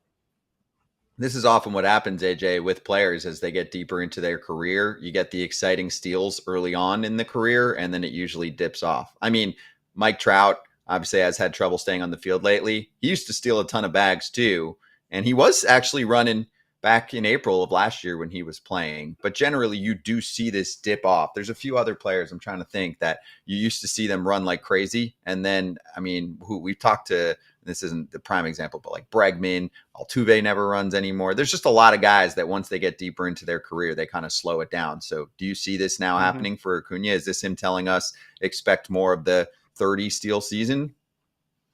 Yes, but he didn't get hurt. I mean, he didn't get hurt stealing bases. He got hurt kind of at both times in like fluky-ish plays. So I think this is just him trying to protect himself. And remember, first time he he tore his ACL, he came back and was not the same player. It took him a full year to recover. That was when he went with the 70 stolen bases. And listen, it's going to take something like this to wrestle the MVP away from Shohei. So we need somebody to step up. If it's not going to be Acuna, we need someone else to step up, and whether it's Bryce Harper or somebody else in the National League to step up, having a historic year in order to win an MVP, because that's the only way you're getting one away from Shohei if he keeps doing what he's doing. So should we expect this in the future from Ellie too? I mean, right now, Ellie De La Cruz is Mr. Electric on the bases. I'm not saying in the next year or two, but I'm saying deeper in his career, do you think he's going to slow it down? I'm not saying when he's 35 years old and he's actually slower. I'm saying when he's 29, is he going to be like, hey, I got to be careful. I don't want to get hurt. I guess the question for both of you guys is, how much does base running take a toll versus being a little less aggressive? I think Ellie's in one of those stages where they need him to steal. If you're in Cincinnati, he's one of those guys that can do it all. So when you reach a certain age, I don't know what that age is. It's a gap of, if you're in your 20s and you're still spry and you're still loosey-goosey and, you're one of those guys that isn't that has to get that second base for them to win games, yeah, there's going to be a lot of opportunities for that. So Ellie's a guy that they're going to rely on to steal bases. They take the extra base until otherwise, and, I don't want an injury to any of these guys. I want everybody healthy. But Acuna, it's happened a couple times now, not from stealing, like AJ said, but he's been injured. So you got to be really on the careful side of, do we really need him to steal this base this time? All right, let's just pump the brakes and cool it off. Just those kind of things. He's going to steal, but it's just a matter. They're probably going to pick and choose now exactly when, or let him know, like, hey, listen, I know it's a tie game, but we got big guns coming up. You'll be fine. Something like that. Yeah, and AJ, I know it's not like he, slid into a base and then tore his knee up or whatever, but there's wear and tear when he's ripping up the base paths like that, no?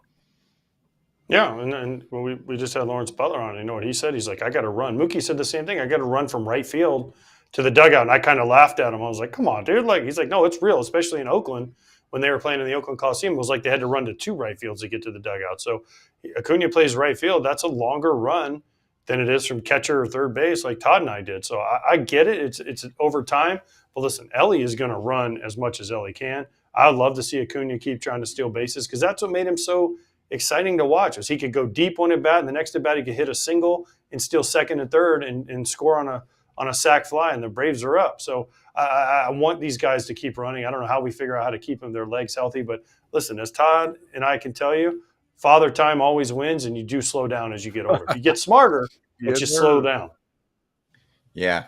The Braves have made it clear that Acuna's got to be ready to play the outfield pretty consistently. Yeah, they might mix in some DH, but they have a full-time DH who's not going to play the outfield in Marcell Ozuna. So because of that, you're not seeing Acuna till May. Debate on when. It sounds like it could be earlier May when initially it was looked at as maybe later in May. He's made significant progress. Obviously, he's young, he recovers quick, and he's also been through this before, but we'll see what happens. All right, FT fam, shout out to Arena Club, because if you go on there right now and you check out slab packs, you can find yourself a sweet Ronald Acuna Jr. card. If you go into the Emerald slab packs, I was looking up the pricing. It depends on the grading, but that card that's available in that slab pack is anywhere from low end $1,000 to high end about $4K. So if you want to get yourself a little shot at winning one of those, there it is right now. Go for it. Also, as you can see on the bottom, they've got the slab safe program, which means that Arena Club will say, you know what, instant offer, 90% of the estimated value of the card. We'll give that back to you. So right now you can get 20% off your first slab pack or card purchase by going to arenaclub.com/foul. There's the card, and use code FOUL, FOUL. That's arenaclub.com/foul. Code FOUL for 20% off your first purchase. There's a number of different slab packs you can go after: gold, silver, emerald, etc. We've talked about them. Go check it out, FT fam. We'll be right back. More conversations with A's players, including Brent Rooker, who just walked in. You probably just heard him. He's coming up.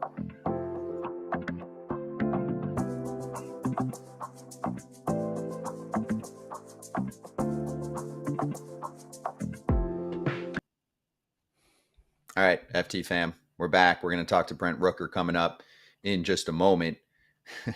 Todd, Father, you weren't on for this, but I figured you would like this, so we'll get your thoughts. We spoke to Wyatt Langford the other day, and we were reminded from some people on our team, on the FT team, about the viral moment that was created last year with Angel Hernandez.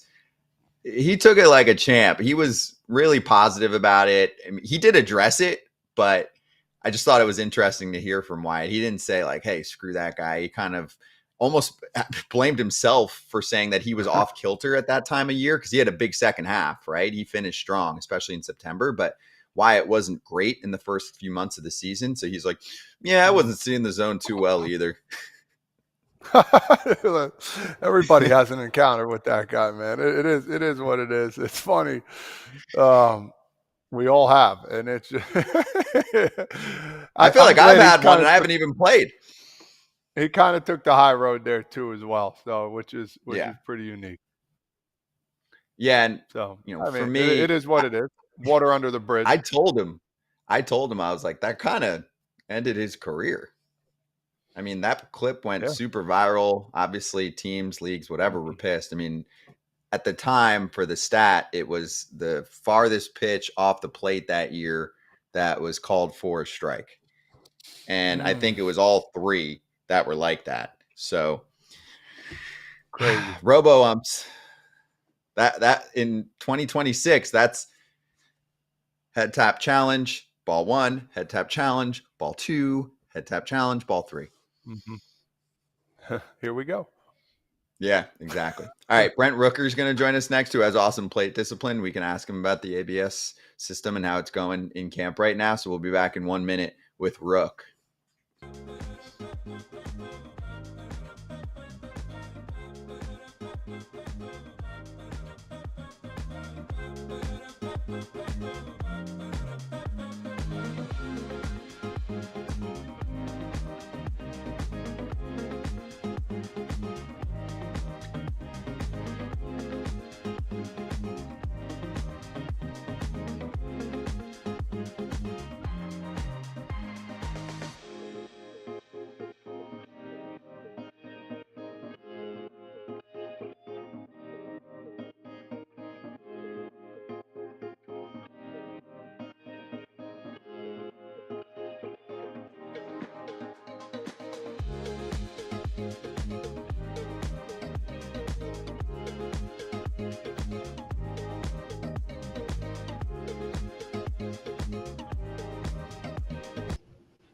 All right, we're back with Brent Rooker, A's slugger extraordinaire, long-term guy there now too, coming off the big extension in the offseason. Brent, great to have you on, man. And big act to follow. We had Lawrence Butler like 10 minutes ago, and I'm like, give me some bold prediction. What are you seeing? And he's like, playoff, sure. Can you double down? We like where our team's at. We've got good players. We've got a good vibe. We've got a good culture. We're gonna go out there. We're gonna play hard. We're gonna put a good product on the field. Come on. I mean, Long was like, I'm more media trained division. than Here we Lawrence go. is. I'm more media trained than Lawrence is. Hey, We like where our team's at a lot, guys. We like where our team's at a lot. We like where our Brent. team's at. We got really good players. A lot of guys have gotten a lot better. A lot of guys are playing with a lot of confidence right now. We're gonna go out there. We're gonna compete, and I like our chances of having a pretty good team this year. I'll be honest with you. That's a great answer, but your boy stuck out his chest and saying, "Hey, we got this division on." Guys, if you've had both me and Lawrence on, you should know the difference in me and Lawrence's personalities. So we are very, very close, very, very tight. We're very different people. Oh, God bless. You're not as swaggy as him. I am not nearly as swaggy. And I asked him, I'm like, you just signed he signed the extension. I said, what's he going to do for the swag game? He goes, through the roof. I can't imagine. I can't. With what he's already got rocking, like you put a few extra million in his pocket, I can't imagine what he's going to pull out. So I'm excited to see it. Hey, Brent, I mean, obviously we've talked to you about, numbers and you're definitely an analytical brain. Do you look at projections for the team? I mean, I feel like that's the right way to ask this question. Like, do you look at what, the publications say about the team in terms of the ones that have numbers projections and even does the front office point out anything that, numbers spit out for what the team should look like this year? Like, hey, this team should be really good in these categories and it doesn't love us in these categories. So here's what we should do to improve on that. Yeah, we are. We're very aware as a group of what we did well last year, what we didn't do well. We know what areas we need to improve on to win as many games as we want to and be in the position that we want to. And we also know what we did well, and we're going to do our best to continue to excel in those areas. We hit a lot of homers last year, and we produced a lot of runs that way. We think we can do that again with the guys in our lineup.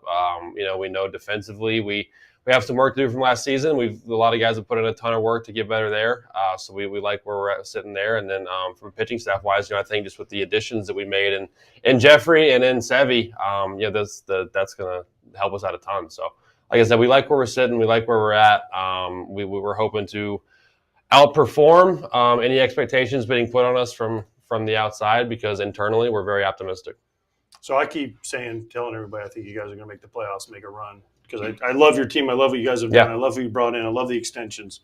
I talked to your manager, who was a teammate of mine. I said, Kots, what do you think? He goes, well, have you seen all the projections or 72 wins? He loves those. Yeah. So is he using that in the clubhouse? Yeah. He brought that up. And I think it's just a motivating tool, right? the people who are pretty good at predicting or tend to be pretty good at predicting wins have us like 70, 72 wins. We think we're better than that, and we're excited to get out there and kind of prove that. I think you guys are way better. I think we're better than that. I think between you, Law, Shea's going to take the next step. Wilson's going to take the next step. Yeah, you got to watch out for Shea. Like Shea, offensively, this camp has been he hit bombs. He's always so impressive, man. His approach is refined. He's taken some steps forward from last year. Look for Shea. And it's weird to say I'm lumping JJ in that category too, because JJ is doing damage this camp and is going to have a big year. Both those guys had such good years last year that it's weird to kind of talk about those guys as the breakout guys because they're already very, very good major league players. But I look for both those guys to do a lot of good things this year. I've been thoroughly impressed with the camps that they've had. Is there anything JJ can't do?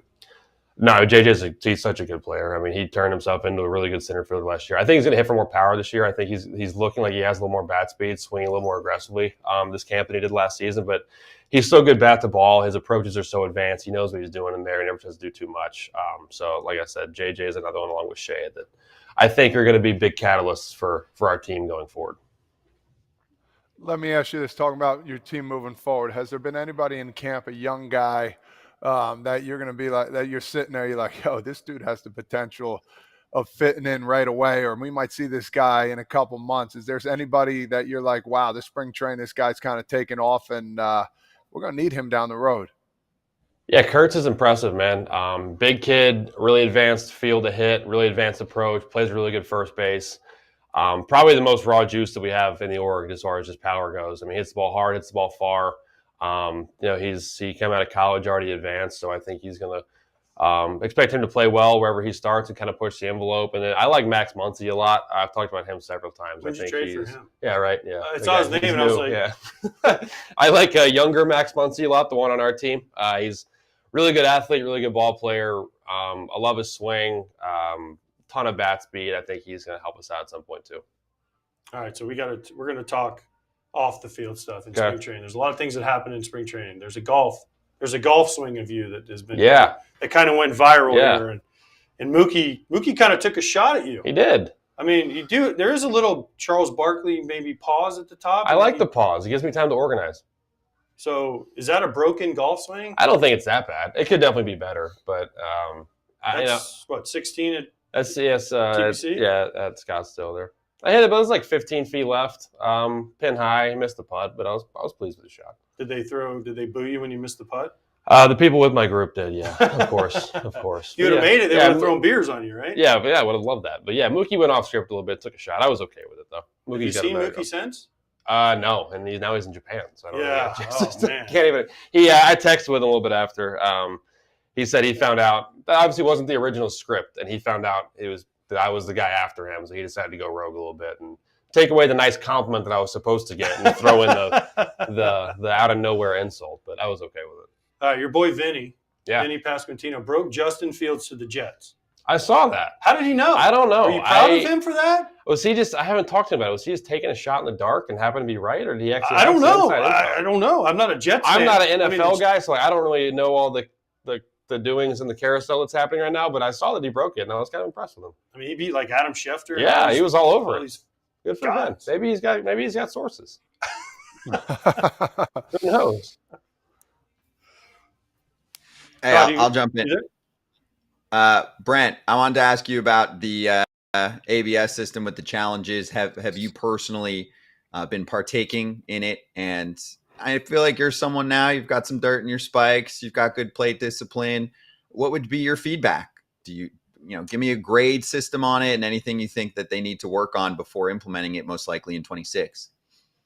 I have only played one game with it, and it was in Vegas. Because you guys don't have it here. We do not have it Not here. every spring stadium has it, so it's only certain ones have it. Right. But nothing on the So I've road only played besides one that? game with it. Oh, well, you're not playing on the road. Yeah, that's true. I played the road game I played was against the Angels at their place, so they didn't have it either. So I've only played one game with it in Vegas. I mean, it's been going well so far, I think. I think there's been a lot more challenges that are right than wrong. I feel like the hitters, when we challenge pitches, have a pretty good idea of the zone. Maybe the stats don't line up with that, but from what I've seen. The one game I did play, I took a 3-1 pitch that I thought was a ball. I didn't challenge it, and I struck out the next pitch. So I went back and looked at it, and it was a ball I should have challenged. So I just had to learn to trust myself a little bit more if we're going to use it. Did you forget you can go like No, this? I thought about it, and I was like, I don't know for sure, and I don't want to look like an idiot. Because I saw didn't somebody the challenge other it. day, was it Tatis maybe, that didn't Yeah, didn't realize do it that in he could do time. it. He didn't know what to Yeah, do, didn't and he's do it like, in I want time. to, and it was too late. Yeah. But it's tough sometimes because the one I'm talking about was below the zone. So, like, by the time I track it and look back, the catcher's already, like, snatched it up. So I just have to kind of trust your gut instinct with where you think it crosses. You have a pretty good eye, I feel like. Yeah, and I know, I mean, in game when we're not using it, like in the season, I feel like whenever I think the pitch I take as a ball is, I go back and look at it, it normally is a ball. So I just got to trust myself, I think, if we ever do implement it. Next year. It kind of seems like we're headed Don't worry, that next way. year you'll have it. I'm pretty sure. It seems like we're headed that way. Let me ask you this: Vegas, you were just spotted at the Vegas game, the hockey game the other day with a couple of the players too as well. Just talk a little bit about the trend of how Las Vegas is coming into its own with some new teams there, and eventually you guys heading over there. Talk a little about that, and either you're excited or what your mindset is about that. Yeah, we think it's going to be awesome once we get there, right? I mean, we went to the hockey game. The fan base there is great. The energy and excitement obviously is top-notch, high level. So we're looking forward to that. So we've seen the stadium renderings. We've seen some more renderings that obviously haven't been released yet that also look great. So the reception we got from the city during the big league weekend there, meeting all the people involved with the stadium and the planning and the move and all that stuff. Was really, really positive, really exciting, and we think it's going to be a really, really good place to play once we're there. You guys have the patch on your arm, so you guys are we got the patch. That's the Las Vegas, some kind of tourism commission or something. So it's our sponsorship patch, and met with those people while we were there, and the people on the board, and talked about how excited they were to have us, and all the benefits there will be for us as players once we're there, and it's very exciting, like I said. Well, before you get to Vegas, you have to go to Sacramento. Mm-hmm. I know we're not allowed to say you're the Sacramento A's, even though you're playing in Sacramento, which to me is strange. Right. That's not your problem. How's it going to play? I know you went there and you've done some stuff, PR stuff there too, Mm-hmm. but have they given you any new info on how it's going to play and what it's going to be like? In terms of like how the field itself is going to play, we were thinking like league average as far as hitter pitcher friendly, kind of right in the middle. It was the most pitcher friendly PCL park, but that doesn't mean a lot. And when you compare them to the other stadiums there. So best guess right now is about league average. We'll see in the first month or so how it plays and make adjustments from there. First time you hit one to like right center and the guy catches it the wall. I'll be Damn, I wish I was in Oakland again. Well, I want to go to Vegas. It will certainly be more hitter friendly than the Coliseum. I think we know that. Especially at night, right? Especially at night, especially to right center specifically. Wind tends to blow in from there. But it'll be more hitter friendly than Oakland. It will be, I think, about league average. So, we'll see how it goes. Have you seen the clubhouses and things like that? I have seen it early January when all the infrastructure was up. I haven't seen it since, it's been closer to finished. But the facilities for us are going to be great. They're going to be, they're in left field. That's the downside of it. But as far as what we have there, amenities, training room, weight room, food room, kitchen, all that stuff, it's going to be brand new, and it should be very, very If you're nice. DHing, okay, Mhm. is there a cage close to the dugout? There is not. Or are you going to have a cart? Are you going to have a bullpen cart that takes you out and then comes? So I'm going to have to figure out what I'm going to do. I'm not a hit between a bats guy, but I am a go up to the weight room and stay loose that way between a bats guy. And that's not connected to the dugout, so I don't know how feasible it is to walk down the left field line to get out there between a bats, or if I need to come up with a new setup in the dugout. So the first week or so will be me trying to make adjustments, figure out what my routine is going to be. Didn't Ricky, R.I.P. Ricky Henderson, didn't he have a bike that he was right? He had. Yeah, probably put one in the corner of the dugout. Yeah, I could probably do that. You could get a Peloton. Yeah, maybe like a little cubicle, like an office cubicle in the corner to give me my own little space over there and ride a bike in the corner or something. I'll figure something out. Hey, Brent, last one for me. We had an extended convo with one of your new teammates last night, Luis Severino. It was fascinating. He was talking about how he thrived and broke out again last year after struggling in 2023 with the Yankees. And one thing he pointed out, which he learned more about via free agency, was multiple ways that he was tipping, including his looks. Have you noticed that in the past, or did you even know about this, or am I breaking news to you right now? And AJ can kind of describe it better. He was sitting with him. AJ, help me out. So he said, especially with runners on base, he would come set, and if he looked to second and then just went right home, it was an off-speed pitch. Okay. And if he would come set, look at second, and when he looked at third, before it was Oh, a wow. fastball. Okay. And so so he knows that now, obviously. Yeah, But he so didn't he's know like, it I've been last working year? on. I think he found out last year. Okay. When he okay. went from the Yankees Oh, to the okay. Mets. Gotcha. So they told him, like, we had this on you. And he said also he didn't get into what he was doing with his glove. So, like, say there was a first and second base, so he would come set, and if he went home looking at second, it was a breaking ball, off speed or changeup. And if he would come set, and then he'd look at the runner or third base coach or whatever, and he'd go, it was a fastball. So hitters were able to pick up. That's interesting. Well, we're excited to have him. Obviously, he was really, really good last year, and he's going to be an anchor at the top of our rotation. But that's How excited interesting. were you that the A's are signing guys? Oh yeah, it's great. They trade for Springs. I mean, there's a lot of guys that brought in. It's a sign that it communicates that, like, front office, the people who make the decisions really like what we have here, and they think we're pretty close to being pretty good, which we feel as players as well. So bringing in addition, I mean, you're right. You're not going to go sign big free agents if you think you're far away. It doesn't make a lot of sense. So that it tells us that the feeling we have as players is shared throughout the organization from top to bottom.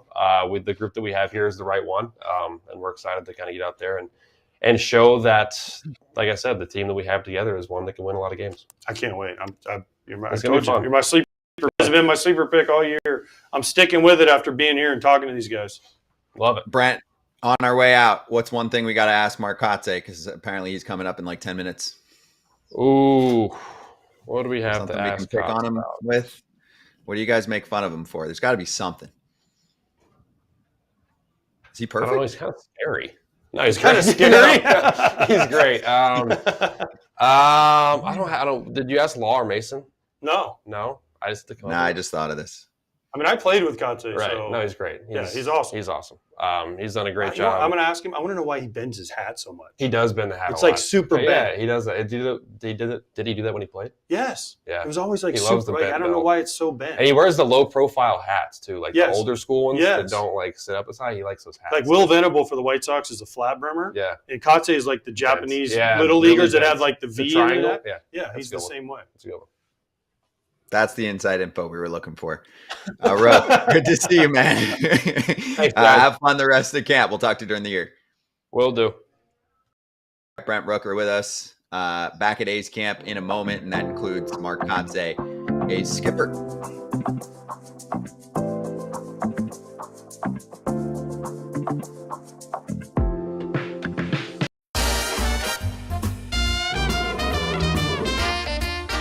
BetMGM Futures, we pick one of Todd Father's former divisions today, NL East. So Todd Father, we're going to do predictions, obviously, closer to start of the season, but we're looking for value on the board. So Atlanta plus 125, Philly plus 190. This is for who's going to win the NL East. Mets plus 220, and then massive drop-off, which I don't think you're touching, but tell me about what you like on here, if anything.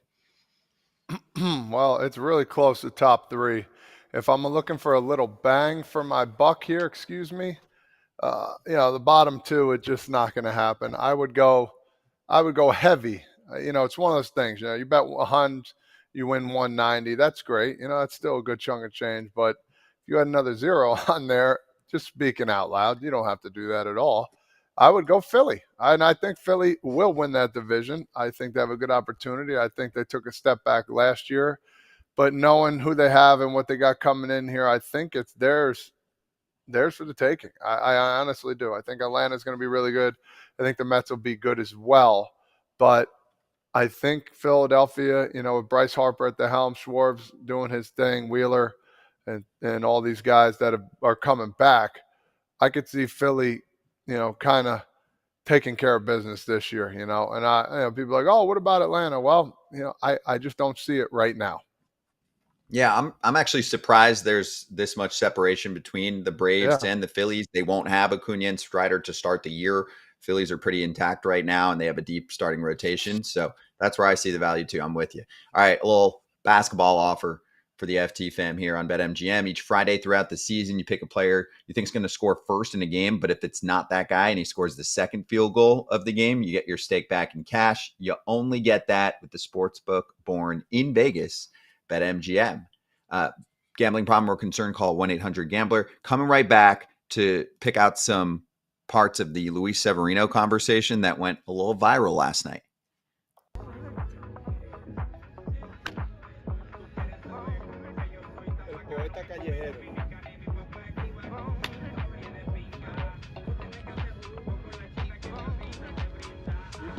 That's my playlist. I made that last year.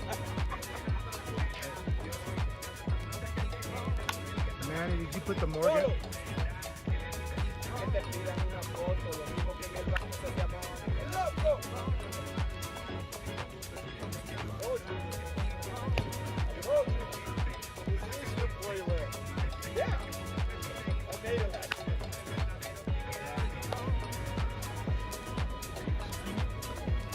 Yeah, that's what he said. That's what he said.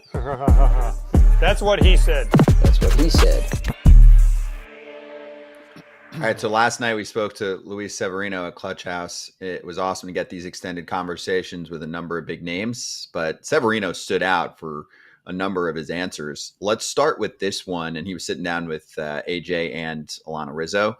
He spoke about the difference between the Mets and the Yankees behind the scenes for his experience personally with the coaching staff and the medical staff.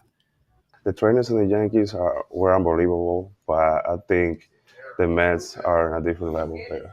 It was the guy that I worked with was Joe Golia. He was, since I got to the Mets in spring training, first day, we developed a routine, and then from that day until the playoff, we didn't miss a touch. So he was always on top of everything.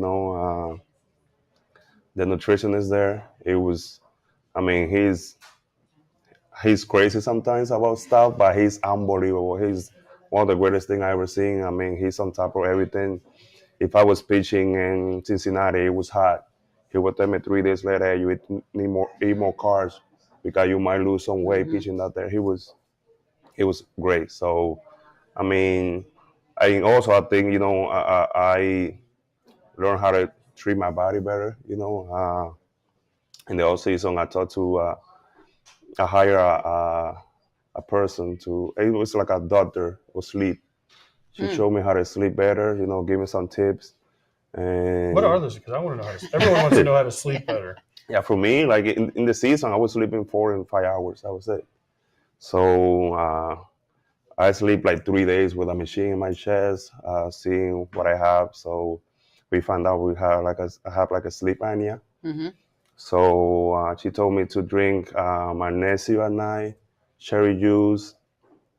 The place had to be dark, so no lights, and even like if I wearing this Whoop thing, Mm-hmm. so if you can put the time that you want to go to sleep. So if you have to wake up at 8, you have to go to sleep at 10:30. So even if you're not tired, just shut all the lights, drink my magnesium, my cherry juice, and go to sleep. All right. What do we think about that, Todd? Father, you played for both teams. Incredible. And obviously he was with them at different times, but he felt like there was a step up in terms of his care. Yeah, I think that's absolutely incredible. Little things like that, is it going to make him pitch better? Maybe. It might give him more energy. It might give him more focus and determination to do better. And I think that's absolutely awesome. Joe Golia, who I know very well from the Mets, he's been doing it for a lot of years with my man Chicky over there. Those two are absolutely beauties. They understand the game, and they are really good at what they do. So, kudos to them. And, I'm glad he found that out. Sleeping 4 to 5 hours. A lot of people can do that, but if you're playing at a high level and playing competition at a high level, you need a lot more sleep than that. And to find that out, absolutely incredible. And you can see and hear it in his voice how, happy he is to be a Met. Some guys sleep 10 hours. I know. I talked to some players in the bigs that they sleep in because if you've got a night game, they really take their time. But anyway, it was good to see Severino, bounce back last year and have a big season. Obviously, that comment got a lot of play on social media. All right, we'll be right back because we've got Mark Kotsay, a skipper, ready to go.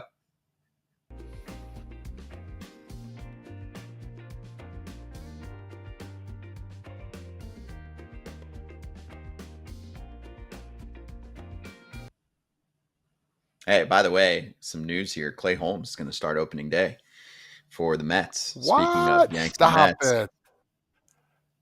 No Good for way. him. This is incredible about where he has and where he's been, and now all of a sudden he's starting.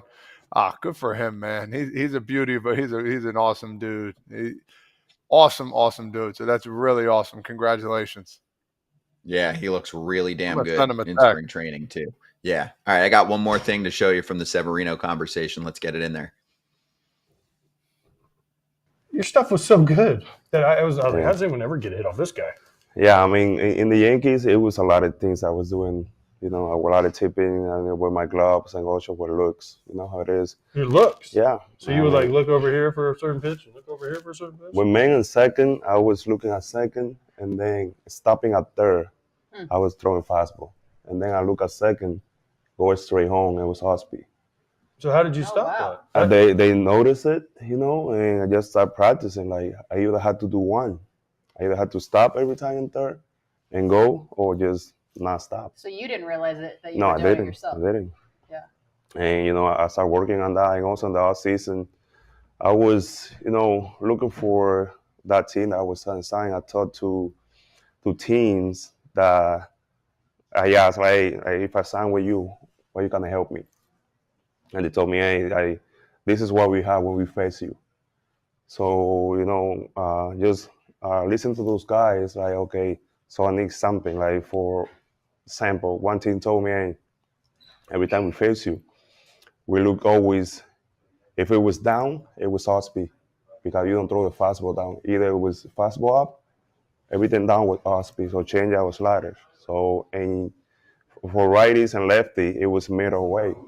So that's why I was working getting that sinker and that cutter and that sweeper. So I think that also helped me a lot. All right, good stuff Incredible. from Luis Severino, right? Absolutely incredible. It wasn't That's just really one thing; it inside was word. a whole boatload of things, and that's actually a rarity to hear that many things a player had going kind of the wrong direction. You know, usually it's just a finger movement, a glove movement. No, it was ball direction, it was head movement, and it was glove placement. That's Yeah, a teams that's had a a lot on triple him. threat of no good. Yeah, Right, you were a tipping triple threat, which is not what you want. no bueno.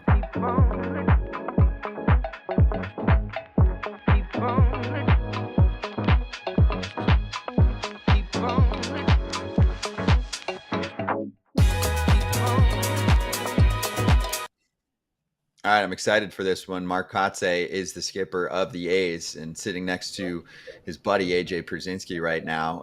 Kots, great to have you on. We're Thank you teammates. for the time.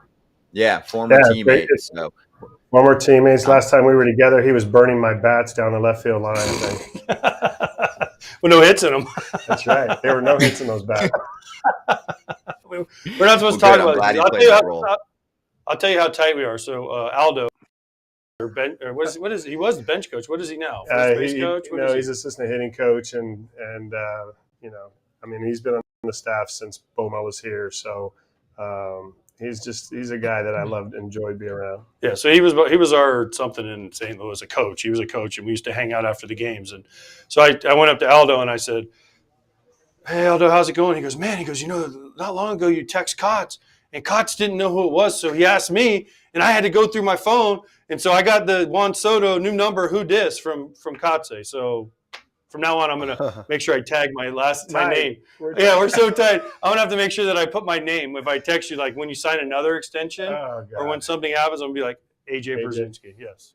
Okay. I can't just put AJ because you've been around too many people, so you might think it's someone else. Well, I mean, I do appreciate the embarrassment right now. It's all good. All right, It's well all- then listen, we'll it's let all you. good.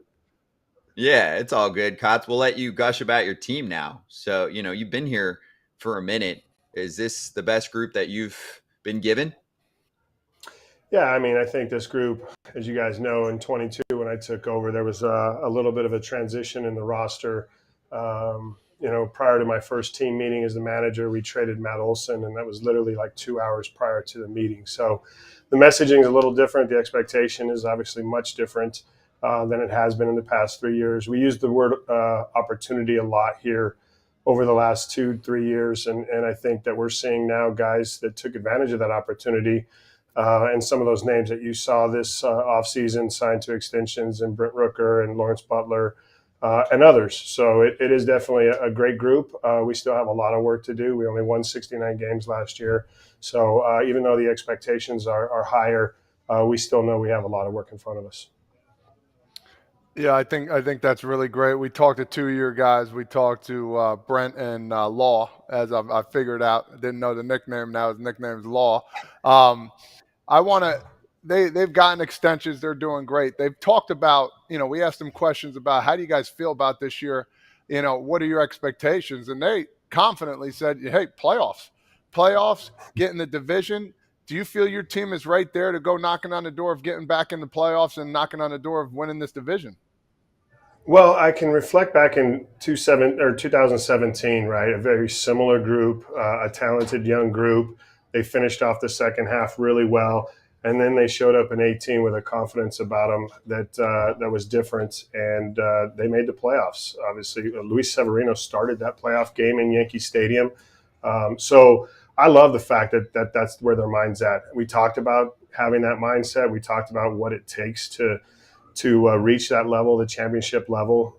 And I think that unless you create a mindset that you want to be there and that you're going to be there, you're setting yourself up for failure. And I love that. I love where they're at right now.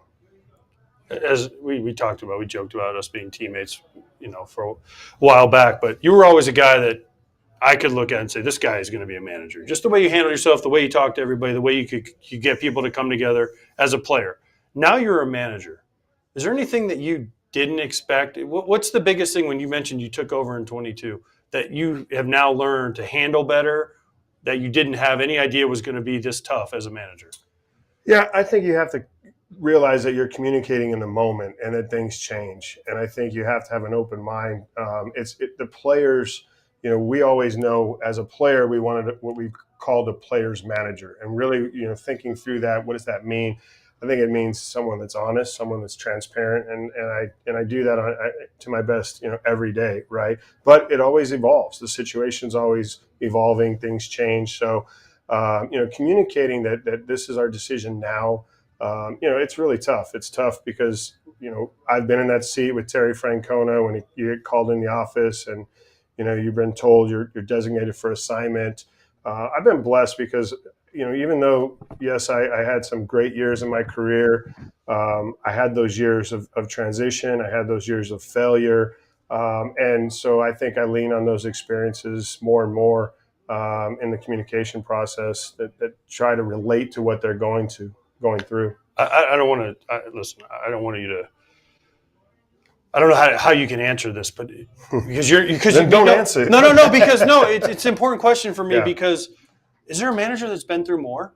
Because payroll limitations in Oakland, which we all talked about. Then guess what? You're not in Oakland anymore. You're going to Sacramento, and then you're going to go to Vegas. So how do you handle this with a team of young guys? It's not like you got a bunch of older guys that we can play anywhere, we can do this or that. But you have to communicate with not only baseball stuff, but off the field stuff. So, I feel like you have if not the toughest job in baseball, one of the toughest jobs. I appreciate that.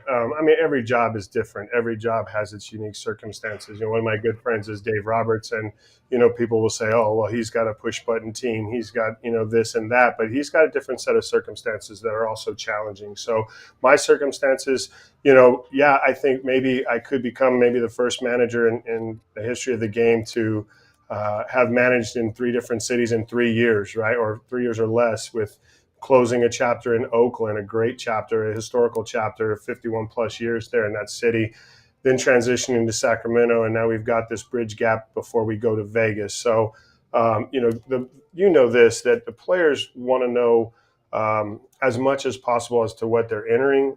That's all we can do is communicate it, but really prepare them for a baseball season, and that's our focus. Our focus is on each day and how we prepare to win games. And I'm glad. I love to hear that Rook and Law are of that mindset of we need to win every game every day, and that's the focus, right? The focus is on the 26 guys that are going to be in that clubhouse and what we can do together. One, to make Sacramento home and embrace it and make it ours. You kind of hit on that a little bit. What can you use Sacramento as an advantage for you guys? I know you guys haven't played there. Some guys have, but at the same time, you're going to be playing there a lot more than others. What advantages or maybe even disadvantages do you think you guys will have there over other teams? Well, I think the advantage is that we're, like you said, we're going to have played there prior to any team coming, except outside of the Cubs, right? We open with the Cubs. They're going to come in. They got an entourage. They travel large, and they're going to be limited in their space. They're going to, they're going to step into something that they've never stepped into before, and that'll present its own challenges. We'll get our feet on the ground. We're going to travel out to Sacramento after the last spring training game. We're going to use that off day to kind of get comfortable, to know our surroundings. And then we'll see, Todd, how we can use the ballpark to our advantage and the playing surface and so forth. So, I mean, the biggest thing is, the playing surface is the same, right? It's 90 feet, it's 60 feet, 6 inches. So I think for us, we'll find out how we can use the ballpark to our advantage. It's obviously going to play differently than our last ballpark we played in Oakland. I do know that the PCL, it's one of the more fair ballparks in the league from a pitching standpoint and ball flight. So, but until we get in there, until we get our feet on the ground and experience it, we're not sure how it's going to play to our advantage. Kotz, give me one player that we need to keep an eye on for a breakout this year. I mean, I could probably point to Law as that guy for you in the second half of last season, who's someone we should look at. I'm excited about Tyler Soderstrom. I think he had a year where he started to really figure things out, and then the injury happened. He suffered an injury that took away from a good portion of the second half. He rehabbed, he got back, and then those last few weeks with us, I was really impressed with the at-bats. So this spring training, if you're going to get caught up in just the number, the batting average, it's not going to look great, but his at-bats have been professional. He's hitting the ball hard, taking the at-bat that you want to see, and just not getting the results right now. But I'm excited for him. I think this could be a year where he figures it out and takes off. Hey, real quick on my last questions too. Well, you got a couple Rutgers guys there, my alumni, Ryan Lasko and Josh Kuroda-Grauer. You hear about these guys yet? Any of these guys open your eyes yet? They got a little ways to go. Yeah, no, Todd, I brought them over, and I'm excited about their futures. I think both of them are super talented. They know how to play the game, so there's not a process where we got to go through to teach them how to do things. So that's a credit to Rutgers, the head coach there. I think, to continue to grow the minor league system, to continue to feed this talent into here, let them come up and get their feet wet here in some spring training games, get my eyes on them. I think they've got some exciting futures. Who's next? You got an extension. Congratulations. Thank you. Law got an extension. Brooke got an extension. Langoliers, Wilson. I mean, those are JJ? targets, right? And then there's a young man in Mason Miller? young man that's going to start in the minor leagues named Nick Kurtz. So you talk about a player that's kind of not here yet, but that could have impact. I think there's a lot of excitement about Nick. He was here. We sent him back to the minor leagues to prepare for a season, professional at-bats for a 22-year-old, very mature in his approach, big, strong, left-handed hitting first baseman, more athletic than he probably looks, has an understanding of hitting the ball the other way, has power to drive it out the other way, and then the pull side is obviously a plus. But there's some excitement around the youth. I think he's a player. I think Max Muncy, not the Dodger Max Muncy, but Max Muncy, he's had over 1,200 minor league at-bats. He was hurt most of the year last year, so it took away from some of the development in AAA, the advanced development. But I see him as another player that could touch our club too. All right, last thing. We just had Rooker in here, and we asked him what we should ask you. And he didn't have anything. I love But I had something for you. Okay. I want to know why you bend your hat so much. It's old school, man. It's old school. There's no more. I can't pull off the Venable flat yesterday bill, had the flat bill, right? Yeah, Venable. Dub's got some style, I mean, and he's taller. So He is, yeah. I'm not as tall, and I'm a little bit more trying to hide the face, and there's no way you can hide the gray. I'm impressed with your beard. This is your beard's a no stress beard, and this beard's a full stress beard. Trust me, there's a lot of stress that goes into it. I'm not managing a major league team. I know what you guys go through. Well, I don't, but I can imagine what you guys go through. You do an awesome job. One of my favorite teammates of all time, Mark Kotsay, with the bent brim, by the way. Yeah. Appreciate it. Thank you, Kotz. Good luck this season. We'll catch you during the year. Appreciate it. Picking you guys. All right, I'm picking you guys. Let's go. That's high praise. It's a lot of pressure.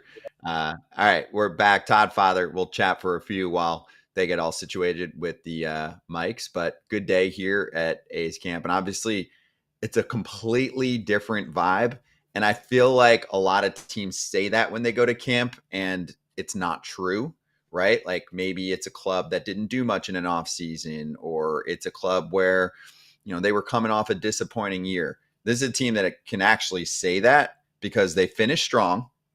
They're young. They've obviously had the tank rebuild situation going on for years. So with that, you're naturally going to get some extra talent coming your way, or should be, unless you're terrible at rebuilding. And then lastly, they added pitching. I mean, that is what they needed. You watch that team and you're like, hey, this team can swing it a little bit last year. But you're like, they need arms. And they did exactly that. They said, we're going to spend our money on arms. We're going to extend guys, and we're going to spend money on arms. Yeah, and at first you didn't think that was going to happen at the end of the day. All the turmoil with the stadium and trying to figure out where they're going to be.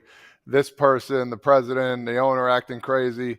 They're like, they're just going to probably just wash it up and just go through this year and hopefully, keep everybody healthy until next year. But they are on their way up.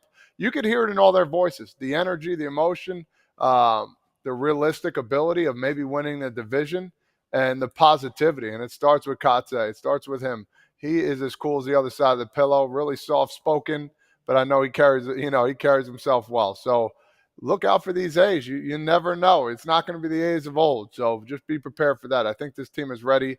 They're going to be energetic and bring a lot of motion to the table this year. We know AJ likes them. I'm curious if he's picking them for the division or just for a playoff seat. We'll see. But spring training calendar for you. Actually, AJ, you want to answer that question? Then we'll show the calendar. We're going to save that for the surprise. Just know that I am picking the Athletics to go to the postseason this year. I'm not going to ruin the surprise for y'all, but I'm just going to say that I am picking them to go to the postseason this year. I like it. All right, let's see what we've got for next week. This we can put on the board. Thank you to the A's, and look at all the teams that we hit in the past few weeks. Last week on the tour, because the week after that, the season starts for everyone. Technically, next week, the season starts for the Dodgers and the Cubs, the regular season out in Tokyo, 2 games in the morning. But Tigers camp for us on Monday. Oh, this is very important. 1 o'clock. I know we've been doing this week. We're back to 11 o'clock a.m. Eastern time live. So Tigers camp, then Twins, Red Sox, and Braves on Thursday, plus post-game shows on Tuesday and Wednesday after the Tokyo series with the Cubs and the Dodgers. Woo! Good week. Safe travels back, AJ, and shout out to the entire crew, even your boy. Yeah. AJ, are you going to Tokyo, or are you doing it from somewhere else? I'll be on the call. That's all we're going to say. I'll be on the call. Yeah. We lost your mic right at the finish line, but you will be on the call. Hey, call me later.